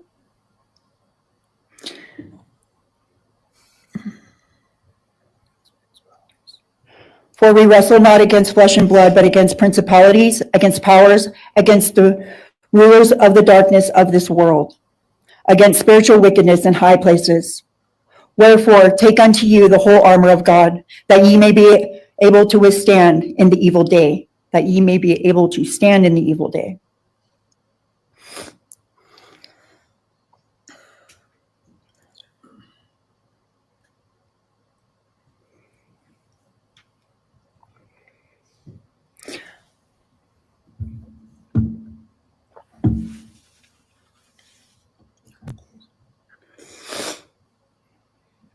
I'm not going to share memories of Xana or any more of the goodness of her with you, because I do not want that to be in your head. I don't want it to be in your head. You don't deserve that. You don't deserve our good memories that we have. I do pray for you. I pray that you come to the end of yourself. I pray that before this life is over, that you ask our Lord and Savior in your heart and to forgive you. I do pray for that. But after today, I wash my hands of you, and you are no longer a thing. Thank you. Thank you.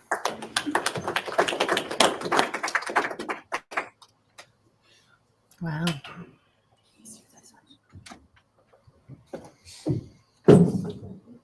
I don't believe the state has any other victim impact statements. Oh. Okay.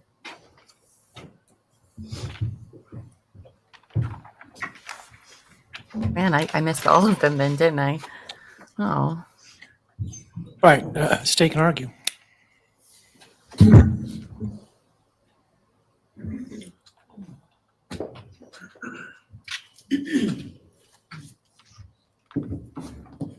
Thank you, Your Honor.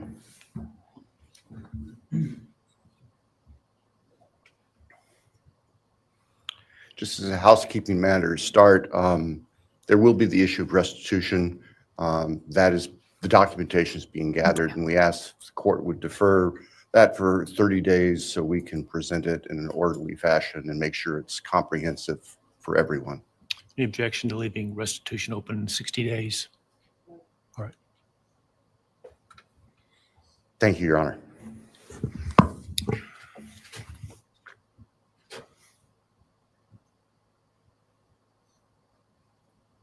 I think it's necessary and appropriate to share for everyone here, including the court, the background that brings us in front of Your Honor today for these proceedings.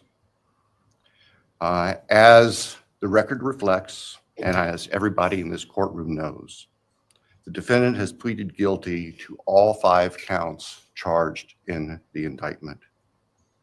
Under oath before Your Honor, he has admitted that the charges against him are true.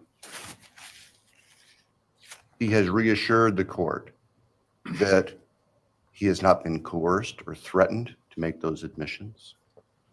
And Your Honor did an extraordinary job in taking the pleas back on July 2nd. We appreciate the court's discipline and insight. The defendant has also waived appeal on the multitude of rulings from this court and Your Honor's predecessor in Latah County on dozens, literally dozens of motions seeking to dismiss the case, seeking to control or limit evidence, seeking to offer evidence that would not be appropriate. And we appreciate the court's consistent rulings based on the law, based on the facts. As Your Honor will recall, on June 18th, it's just really not that long ago, we appeared before this court for arguments on what became the defendant's final motions to this court. Motion where they wanted to offer evidence suggesting that other people were responsible for the defendant's actions, and the motion seeking essentially an indefinite continuance of the trial. It was readily apparent to all of us in the courtroom from Your Honor's comments that those motions were not going to be granted. So we returned to Moscow and continued with what we had been working on for months in preparation for trial. We had no qualms about going to trial if trial was what was necessary and appropriate. The following week after we were in court, we were approached by the defense with an inquiry about a possible plea. And I can tell the court this is the first suggestion ever that there was any consideration, because indeed the defense had maintained from the beginning that Mr. Kohberger, the defendant, was factually innocent. It's clear that the reality of the evidence and the case that had been investigated and prepared and that we were ready to present in court became a reality. Our reaction, among other things, was to reach out to all the families. And in fact, later that week, on Thursday and Friday of that last week of June, we met with representatives by teams, virtual meetings, with representatives of all the families. And we talked about the status of the case, and the upcoming trial and things that related to the trial. And we also let them know that there had been an inquiry about whether there might be an offer for a plea. And we asked the family members for their thoughts and feelings. And they were candid. And they have been candid since, and we respect that. And we understand, recognize, and acknowledge that there was a difference of opinion among representatives of the different families. We understand that. One of the challenges of this case, one of the unique things about this case is we have multiple victims, each unique unto themselves, their families and friends unique unto themselves, and all of them entitled to their opinions, all of them entitled to their thoughts. Over the following weekend, our prosecution team,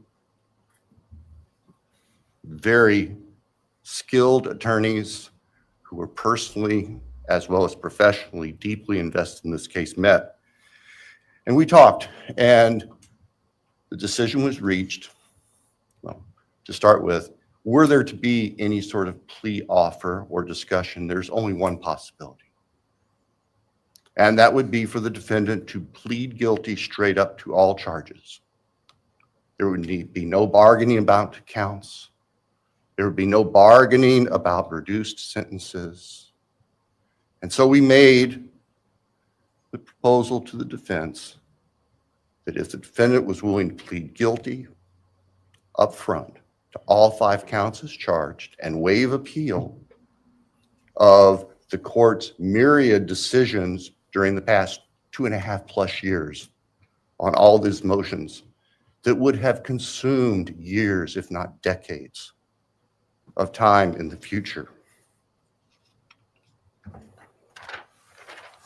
By the end of the weekend, we were notified the defendant was prepared to plead guilty as charged and factually acknowledge his responsibility in court for these horrible crimes. Obviously, those discussions and negotiations were confidential. And as Your Honor noted, I believe that was necessarily so, because if the defendant had decided not to plead guilty, it would have been devastating to our jury pool for there to be public information that there had been even consideration by either party to a plea resolution. And protecting the prospective integrity of the trial after so many years was paramount. So, the end of the weekend came. We notified the victims' families of what had occurred. I recognize and acknowledge personally, and I respect the fact that of these fine, suffering people here, not everybody agreed with the decision we make. I accept that. It's my responsibility in the end. I recognize that that's the duty of the office that I hold.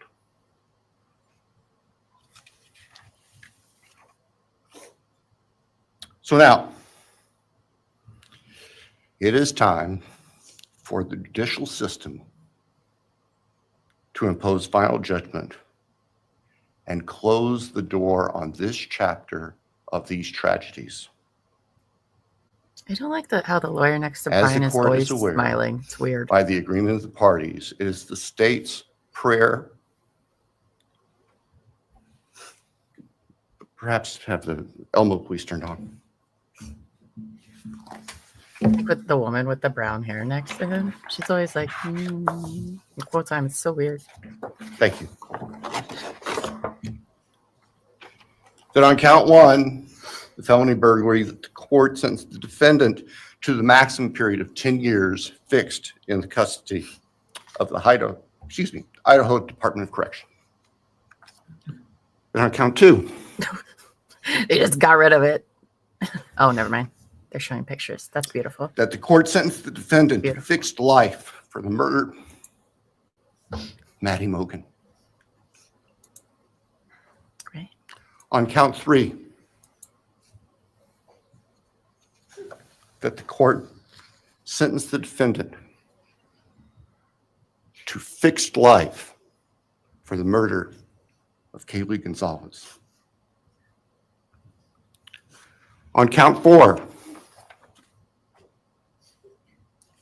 that the court sentenced the defendant to fixed life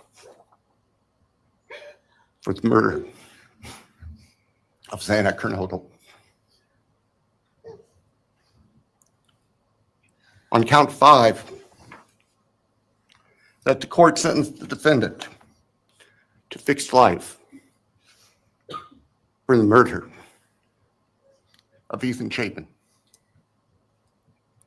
And the state further prays that these sentences be ordered to run consecutively, back to back, not at the same time, to recognize and respect the unique individuality of each of these beautiful young people whose lives were taken brutally and for no reason.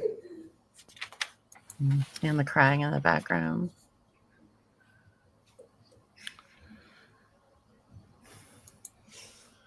And hopefully now, as we have heard earlier this morning, it is time to afford the families and the friends and the community and the state of Idaho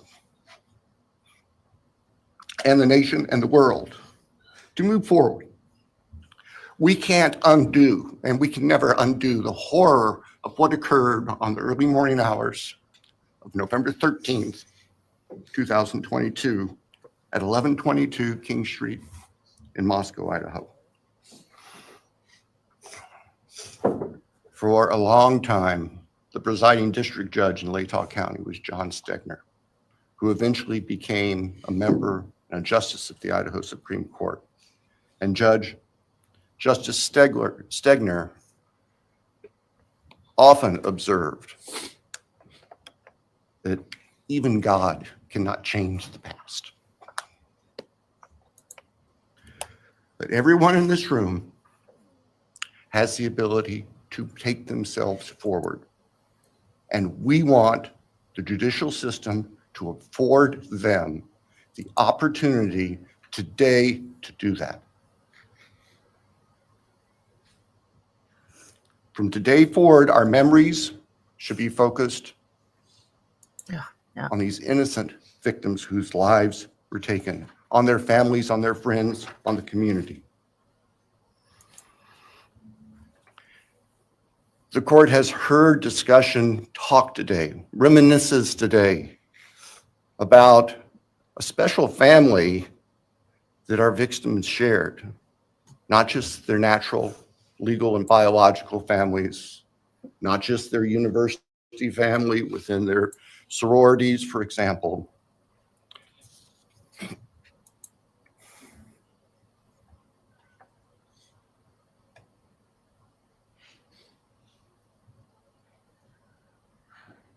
But this family.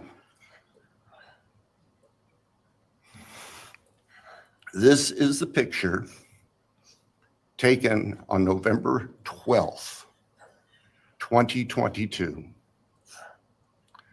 of the special family of 1122 King Road. And you can see all 6 of these dynamic, No, they haven't. vibrant, They come after, I think. loving, special, innocent faces taken together just across the street from their residence. And barely 12 hours before 4 of them would be brutally murdered in their sleep. They've been described consistently as being bright, caring, vivacious, with futures we can only imagine now. But they were, and they remain, a special family that I think we should all recognize and appreciate. So it's time to move forward. Him and the prosecutor, I just can't even. There have been a number of statements directed specifically at the defendant today. I have one last thought. After Your Honor imposes judgment and sentences the defendant to spend the rest of his life in prison, in other words, sentence the defendant to die in prison, he's going to stand up in the belly chains and the leg irons that he's wearing today, and he's going to be escorted into the custody of the Idaho Department of Correction. And the door will close behind him forever. That is the closure that we seek, that all of these people, these loving friends and family deserve, so that we can move forward. Thank you, Your Honor. Thank you.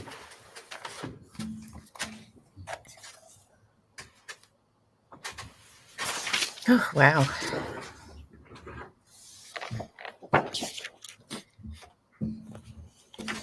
All right, does the defense have evidence to present today? All right.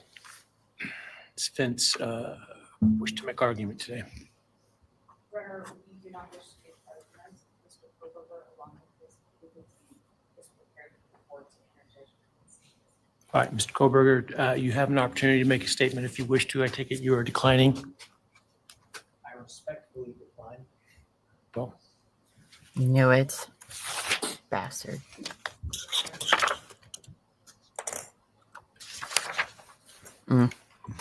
Throw the potatoes, Chad. Throw all the friggin' potatoes at that guy. all right, let me start this morning That would be so hard. by acknowledging and thanking those that have come here today in support of their loved ones. And I appreciate your courage and your strength. And I hope that you are able to move on as best as possible. Thank counsel for the professionalism that they've exhibited throughout this case. It's been my great honor to preside in this case and to help bring, to the extent possible, some resolution and hopefully justice to this case.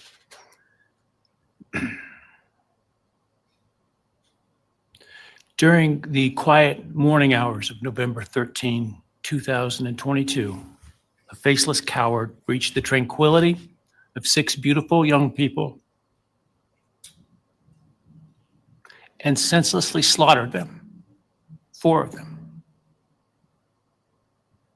Who committed this unspeakable evil was unknown for several weeks, but due to the killer's incompetence and outstanding police work by numerous local, state, and federal law enforcement agencies, the person that slithered through that sliding glass door at 1122 King Road now stands before the world and this court unmasked. Nope. This unfathomable and senseless act of evil has caused immeasurable pain and loss.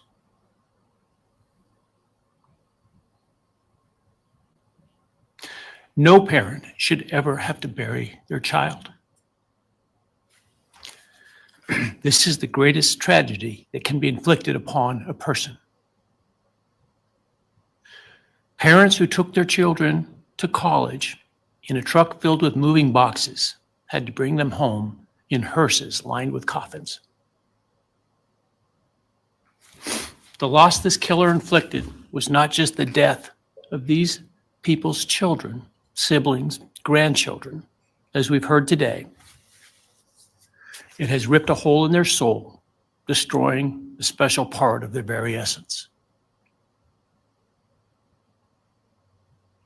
Any person who is a parent defines themselves foremost as such.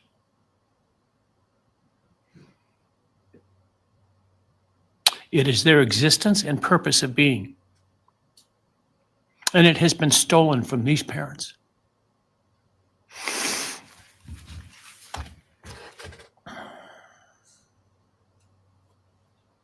None of us have experienced the loss these victims have in the unspeakable way that they have. And therefore, none of us can, nor should we, question the way in which they have handled their loss. Whether that be in private mourning, removed as far as possible from this media circus, or in front of a camera demanding retribution with the loudest megaphone. I've listened intently to the stories and pain that have been shared today. He declined. With great awe at the courage and resilience of the surviving family members of those wonderful children. I've listened also to the surviving roommates, both in person and through their friends. And I can't think of how, frankly, courageous they have been despite the hell that they have faced by uncaring people who have come up with all kinds of crazy theories about two kids simply being kids. The parents, siblings, and other family members who have spoken today are designated as victims in our legal system.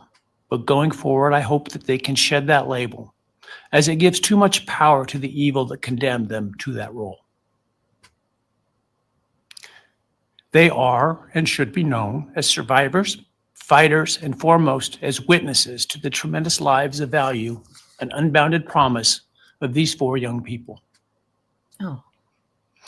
But those speaking today and those who did not speak, but who carry this same burden, this same loss, now carry forward the memories of these now perpetually young people, these forever children.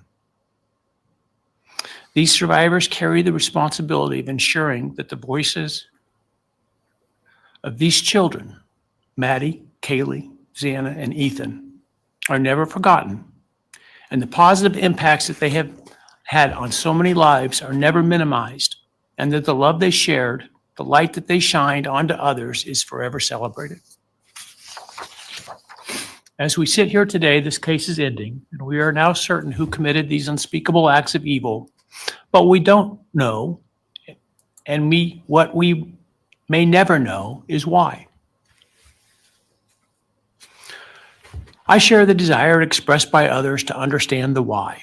But upon reflection, it seems to me, and this is just my own opinion, that by continuing to focus on why, we continue to give Mr. Kohberger relevance. We give him agency and we give him power. The need to know what is inherently not understandable makes us dependent upon the defendant to provide us with a reason, and that gives him the spotlight, the attention, and the power he appears to crave. Yet even if I could force him to speak, which legally I cannot, how could anyone ever be assured that what he speaks is the truth? Do we really believe, after all of this, he's capable of speaking the truth or of giving up something of himself to help the very people whose lives he destroyed? It's a good point. Rather, I suspect the so-called self-serving and aggrandizing untruthful bits, leaving people wanting more information, more insight, and thus enhancing even further the power he seeks to hold. Even if we could get truthful insight into his why, I suspect it would not in any way quench one's thirst for actually understanding why in the first instance. Because there is no reason for these crimes that could approach anything resembling rationality. No conceivable reason could make any sense.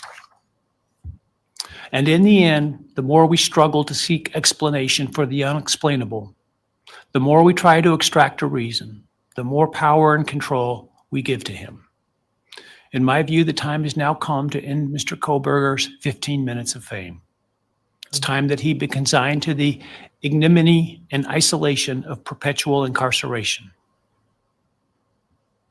I know there has been concern about him collaborating on books or movies or other media projects, and I truly hope that someone does not stoop to affording him this spotlight that he desires in the name of clicks, royalties, or profits. While criminal behavioralists should study him away from the spotlight in an attempt to prevent other would-be killers from acting on their worst impulses, There should be no need for that to spill over into the public eye. The great Idaho jurist Edward Lodge was known for trying to find something positive about every person he ever sentenced. And with over a half a century as a trial judge, that was a lot of people. Wow. This was often challenging, and I recall in one case he said that the best he could come up with was the defendant had good penmanship.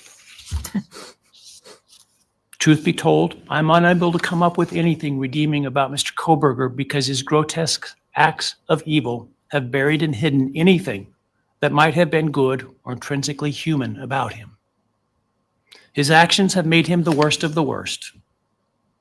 Even in pleading guilty, he is giving nothing hinting of remorse or redemption, nothing suggesting even a recognition or understanding, let alone regret for the pain that he has caused.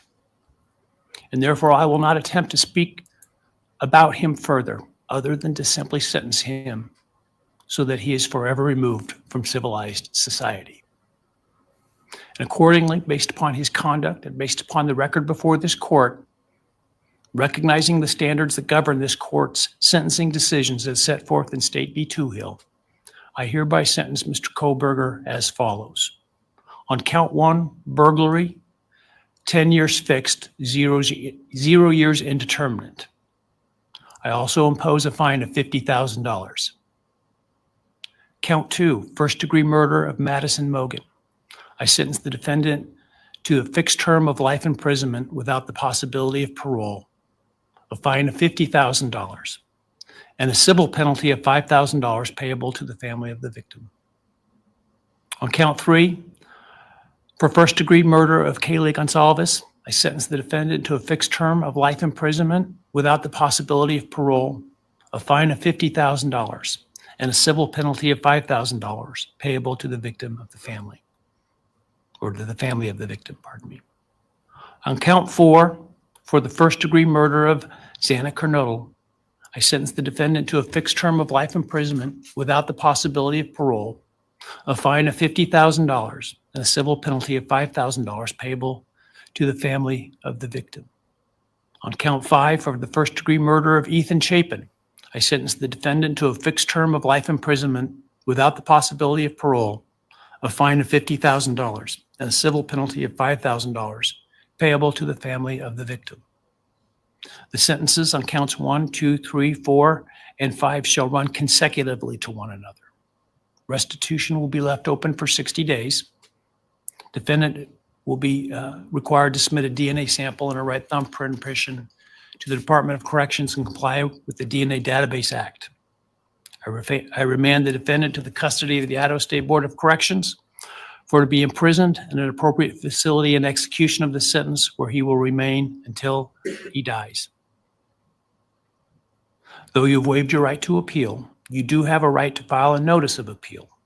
And any such appeal must be filed within 42 days of the date of the written judgment, which will be entered shortly hereafter. Though the appeal, you should be aware, may be deemed a violation of the plea agreement, and so I certainly suggest you discuss that with counsel if that is your desire. That would just be a mitigating factor. I ask the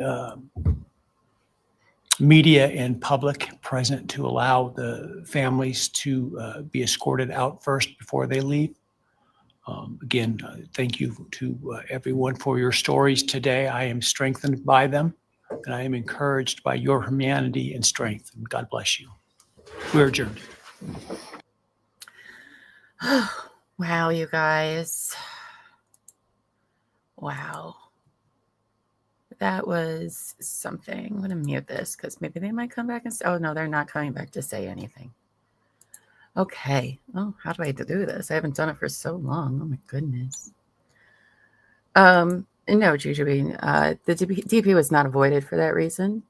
And if they would have went to trial after he was found guilty and the sentencing part of the jury, whether they were going to do life or death, that's when they would bring that up. I encourage, it's very heartbreaking to watch, but the Parkland shooting trial in Florida was very was a lot. But that's a good kind of, if you haven't ever watched anything like that, of how it would go in that scenario. Oh yeah, you guys are welcome. I was going to watch this anyway.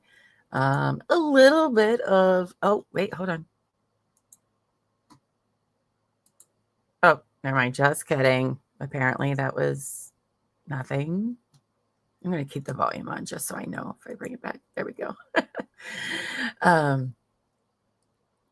I missed a big chunk of the family's statements, and I'll probably go watch them later. I don't feel like crying anymore today, to be quite honest. But I do hope that they have the strength to keep going and healing. Oh, and those roommates. I just hope the internet leaves them alone, you know? So, thank you, Kelly P. Thank you. Oh yes, there has to be over 1,000 court documents that weren't under a gag order that were filed in Idaho. So the Parkland trial, oh my gosh, oh, so sad, so sad. The judge cried on that one too. As did the defense attorneys. I thought the judge and the prosecutor, a lot of people sometimes think that these people aren't allowed to have feelings. They are allowed to have feelings. And I just thought that was a powerful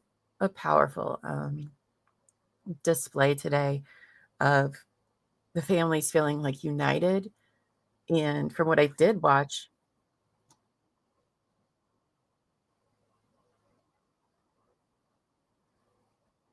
what is this? Oh, they're just recapping part of the trial on Court TV. I'm going to leave Court TV up and see if while I'm talking, they do any interviews outside, because I'm going to go with some of the people might want to talk afterwards, maybe not. But anyway, so that's it. That's it for Kohberger. I know it feels a little lackluster that we don't know exactly what all that happened, but the gag order is lifted. I will say this, though. I encourage anyone to look at them for themselves, because a lot of people are going to interpret things differently. And so I'm sure we'll have them up on our Discord server, the Courtyard, where you can read them yourselves and come to your own conclusions. Maybe in a couple of months, when we go through all of this, maybe for True Crime and Wine Time, we might do a special, kind of laying out the whole story once more facts and information are released to the public, because the judge is right? We're never going to hear a good reason why this happened, but there are still a lot of unanswered questions. So what's next? Kelly P asked. Well, I'm so glad you asked that, Kelly, because guess what? Llama's back. Llama's back. Now, I will not be streaming during the day tomorrow because my bathroom is finally being remodeled tomorrow, and they promised me it would be done tomorrow. I will be on tomorrow night for True Crime and Wine Time, where we are covering the unsolved German case, the Hinterkaifeck massacre. And it is weird, you guys. It's weird. It's interesting. That's at 8 p.m. tomorrow. I will also have special guest co-host Lady in Gray will be with me. So we'll be doing that tomorrow night. Friday, I will be here at 11:30 in the morning Eastern time, because it's also Lori Vallow Daybell's sentencing on Friday, both for Charles Vallow and for the attempted murder of Brandon Boudreaux. So that we are definitely doing on Friday. And then starting Monday, we are going to be watching the Brooks Houck and Joseph Lawson trial about the murder and disappearance of Crystal Rogers, because they released all the court videos, which I was very thankful for. I know I talked a lot of shit about that whole thing. But they have released the court footage of that trial, as well as Steve Lawson. So for the next 2 weeks, that's what we're going to be doing here on Couch Court. We invested so much time of talking about the Crystal Rogers case. If you haven't seen any of my coverage of that, it is about as in-depth as it can go. My opinion may be a little biased, but it's pretty good. You can catch that over this weekend, get caught up, and we will be starting Brooks in Joseph's trial on Monday. Because I could do another write-up like I did with Steve Lawson, but we're going to watch Steve Lawson too, because I want to see what was said from all my sources and how true it was for the trial itself, and come up with our own conclusions of whether or not there was enough to find them guilty. So we're going to be doing that starting Monday for about 2.5 weeks, Monday through Friday. I don't have times yet because I still got to figure out time math for those, but we'll be here for like 3 or 4 hours a day. Nothing too terribly long. I also have been looking up trials that are happening in the future. So, keeping an eye on that. But you guys do get me for the next 2.5 weeks. My couch potatoes, my besties, because I've missed you. Yes, finally justice for Charles and justice for Brandon. I know, right? This week it's just about sentencing hearings, some conclusions, and that's nice. And we don't have to hear about stupid Bryan Kohberger ever again. And we're not going to have to hear about stupid Lori Vallow Daybell ever again. Hopefully. Please. And hopefully she'll be sent back to Idaho. But so that's my plans for Couch Court anyway for the next couple of weeks, because I'm like, I need something. And then the streaming gods answered my prayers. And I was like, oh, all these trials are out now. Let's go. Oh, who's this hottie? High elbow feet. Oh, of course. Thank you, Juju Bean. I'm, like I said, I'm very excited about, and we don't have to deal with like sidebars and stuff. Well, maybe we do. I don't know. Because I watched some of the videos and they pick up everything like at the desk. They actually, and I'm not going to cover this part. We're going to start with opening statements. But if you've ever wanted to see jury trial, you can go find the first day and a half of jury selection. It shows the whole thing. Everybody in the room answering questions. I've never seen that before. And I would love to stream it, but I don't really know if that's the right thing to do, because these are just rando people that got called into jury duty. Plus, it's like a whole day and a half. It's like 8 hours of jury selection, and I'd rather just get into the trial. But if you're interested in that, you can totally go check it out. I thought it was very interesting. Slow, very slow, but interesting. Yes, Aaron Spencer is one of those cases we plan on covering in September. But if we learned anything from July, was don't plan on covering a trial, because it's either going to be postponed or a plea deal or not televised. So, yeah, so that's what we're going to be doing here for Couch Court with Llama, and I'm excited about it. I'm just excited to like hang out with you guys every day. But I'll probably try to make them morning streams too if I can. But it'll just be like a couple hours every day. We'll hang out and watch those together, because I want to see justice for Crystal with my own eyes and my own ears. And how they do things in Kentucky, which is a little weird, but I want to see it. So that is exactly what we will be doing starting Monday. As I said, Friday, Lori Vallow sentencing. We are definitely going to watch that.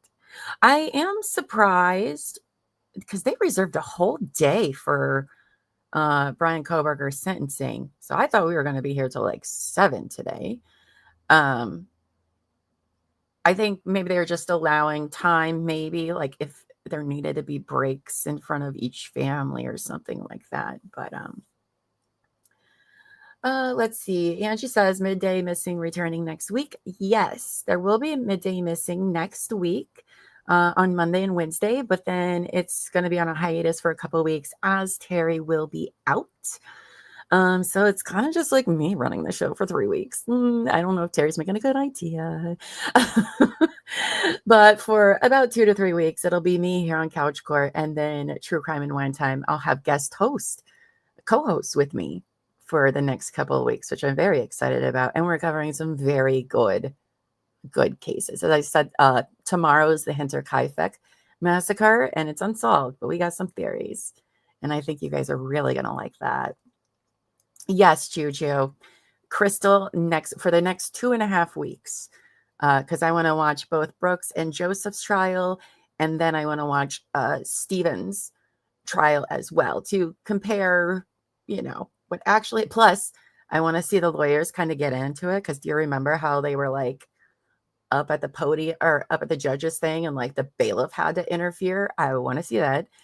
And I want to see Stephen take the stand. So even though I already did a write-up about it, I'd rather us just also watch it too. So that's what we're going to do for the next 2 weeks. And I'm very excited about that.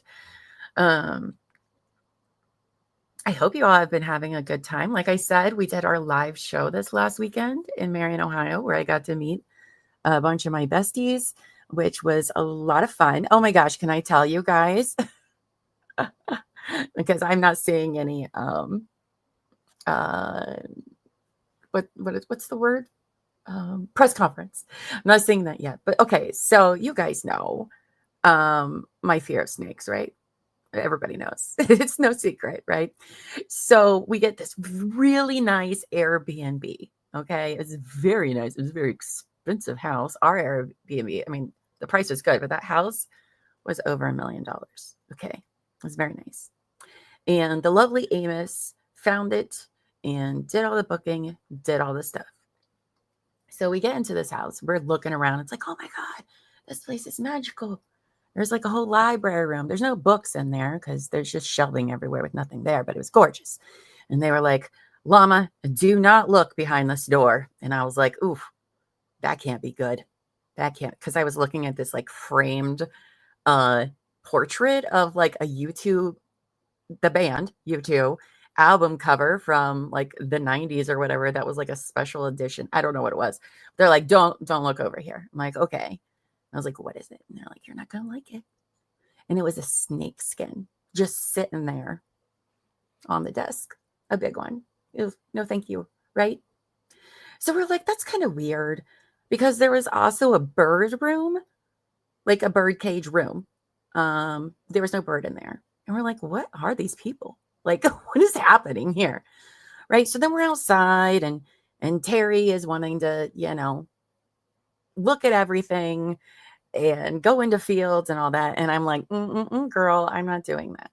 Right. So then we're sitting by the campfire, and the lovely Amos decided to, well, first of all, there were 2 like sheds out on the property.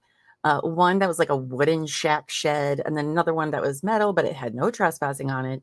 And it had like solar panels up on the top or whatever. Right. So that's important to note to the story, because they went trying to explore those earlier. And I was like, no, I'm not going into a dark place. Right. So we're sitting by the campfire, and Amos has been, communicating with the owners, and who were lovely and wonderful. Their house was lovely. Everything about the experience was amazing. Okay. Except for this part. Okay. So Amos messages them and is like, hey, so just a question. Like, why is there this snake skin out in the library? And they were like, oh, because in the building on the south of the property, there's a bunch of black rat snakes that get up in the rafters and shed their skin. And I was like, what? Are you freaking kidding me? Amy, you just rented us a gorgeous house with 2 snake orgy sheds. Do you even like me? Are we even friends? Right? I was like, oh, okay. So I am not stepping foot in the yard. Now, black rat snakes are not poisonous, but they are deadly to me because I would have a heart attack. Okay. So they may not physically kill me, but I will definitely die. So that was fun. So then Terry and Elbow Feet are like, oh, let's go check it out. And I'm like, I'm not doing that. And if you show up with a snake, I'm out of here. Cancel it all. I'm out. Right. Because Terry had been walking around with no shoes on. She's like, yeah, I do this all the time. And we're like, what? You're crazy. Walking around with no shoes, let alone you're from Texas. What are you doing walking around with no shoes? Everything on the ground wants to kill you there. Right. But she put shoes on this time. And so her and Elbow Feet go exploring, right? And they go in this building where the freaking black rat snakes are, right? And then a mouse ran over her foot and she just bust ass out of there screaming, did not like the mouse. And I was just like, yeah, what did you think was going to happen? So that's my story, one of the many awesome stories I have of this weekend that we'll probably share in our next members only, but that one for sure I had to tell everyone about the snake orgy shed. So I guess we need to really ask more questions when we book an Airbnb. Oh, and the reason why they didn't care about the snakes is because the owner, he's a veterinarian. And I was like, oh, okay. So this, I guess, explains the snake skin and the bird room. It was something. So I think we posted a video. I don't know if it was public or for members only, but we did a tour of the home. It took us like 3 takes to do it because it wasn't working right. So it was a great weekend. It was fantastic. I loved it. No, she was on at that time. Luckily for her, she was like, "Oh my God, what if I didn't have?" And I was like, "That's why you wear shoes, Terry." Like,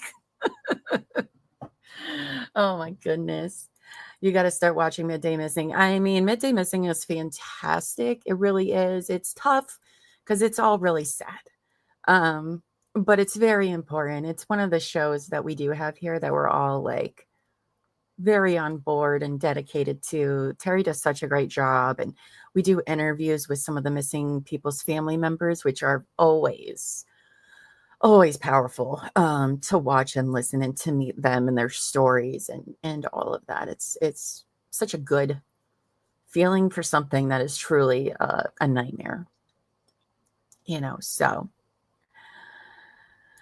oh yeah. I think excuse me, we'll see what happens. I'm curious again to see what all they actually have as evidence in the trial compared to what I've read. Because that's just why you got to watch it, right? Oh, you did watch the video of Terry and I on our way up there. Yeah. It was great. We went to the Blend of Seven winery and they had delicious wines. Delicious wines. I'm sure you can order them online. I never really thought about that. But it was such a wonderful, wonderful experience.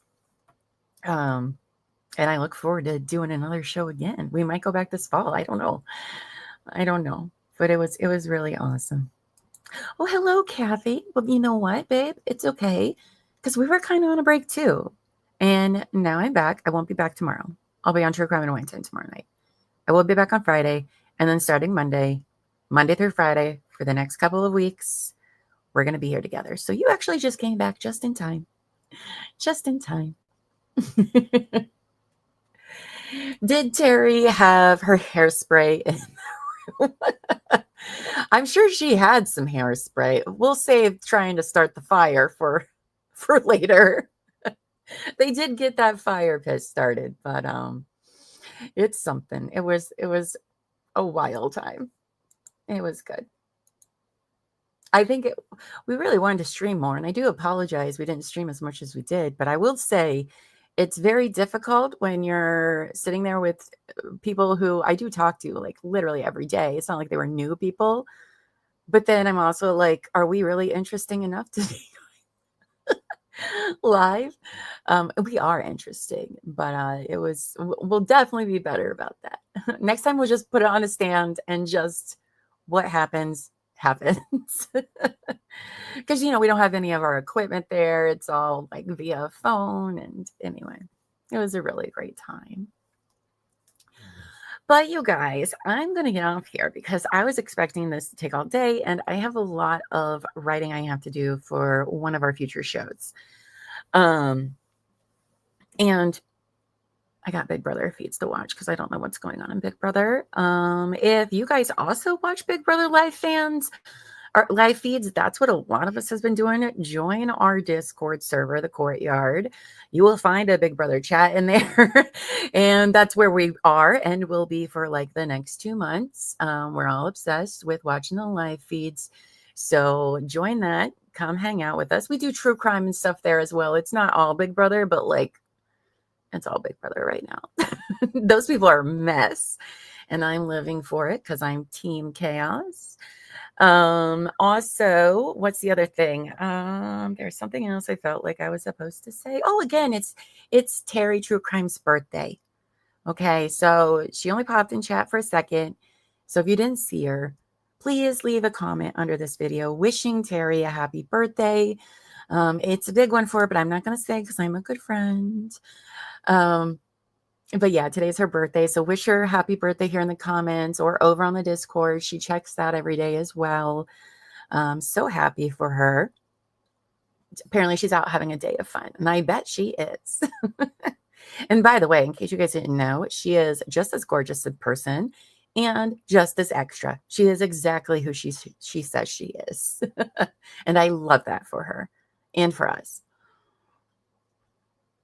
It was a wonderful time, except for the snakes. Not happy about it. No. Well, you guys, thank you so much for joining me today. It's so happy to be back. As I said, True Crime and Wine Time only tomorrow night. And then Friday, we'll be here for the Lori Vallow Daybell sentencing. Oh, let's see what stupid shit she says this time. Because if you missed what she said when she was being sentenced for the murders of her children and Tammy Daybell, I expect this one's going to be just as ridiculous and outlandish as what she had to say last time. So I'm looking forward to that. Well, you guys, until next time, I'll see you all later and go forth and be amazing. All right, bye, guys.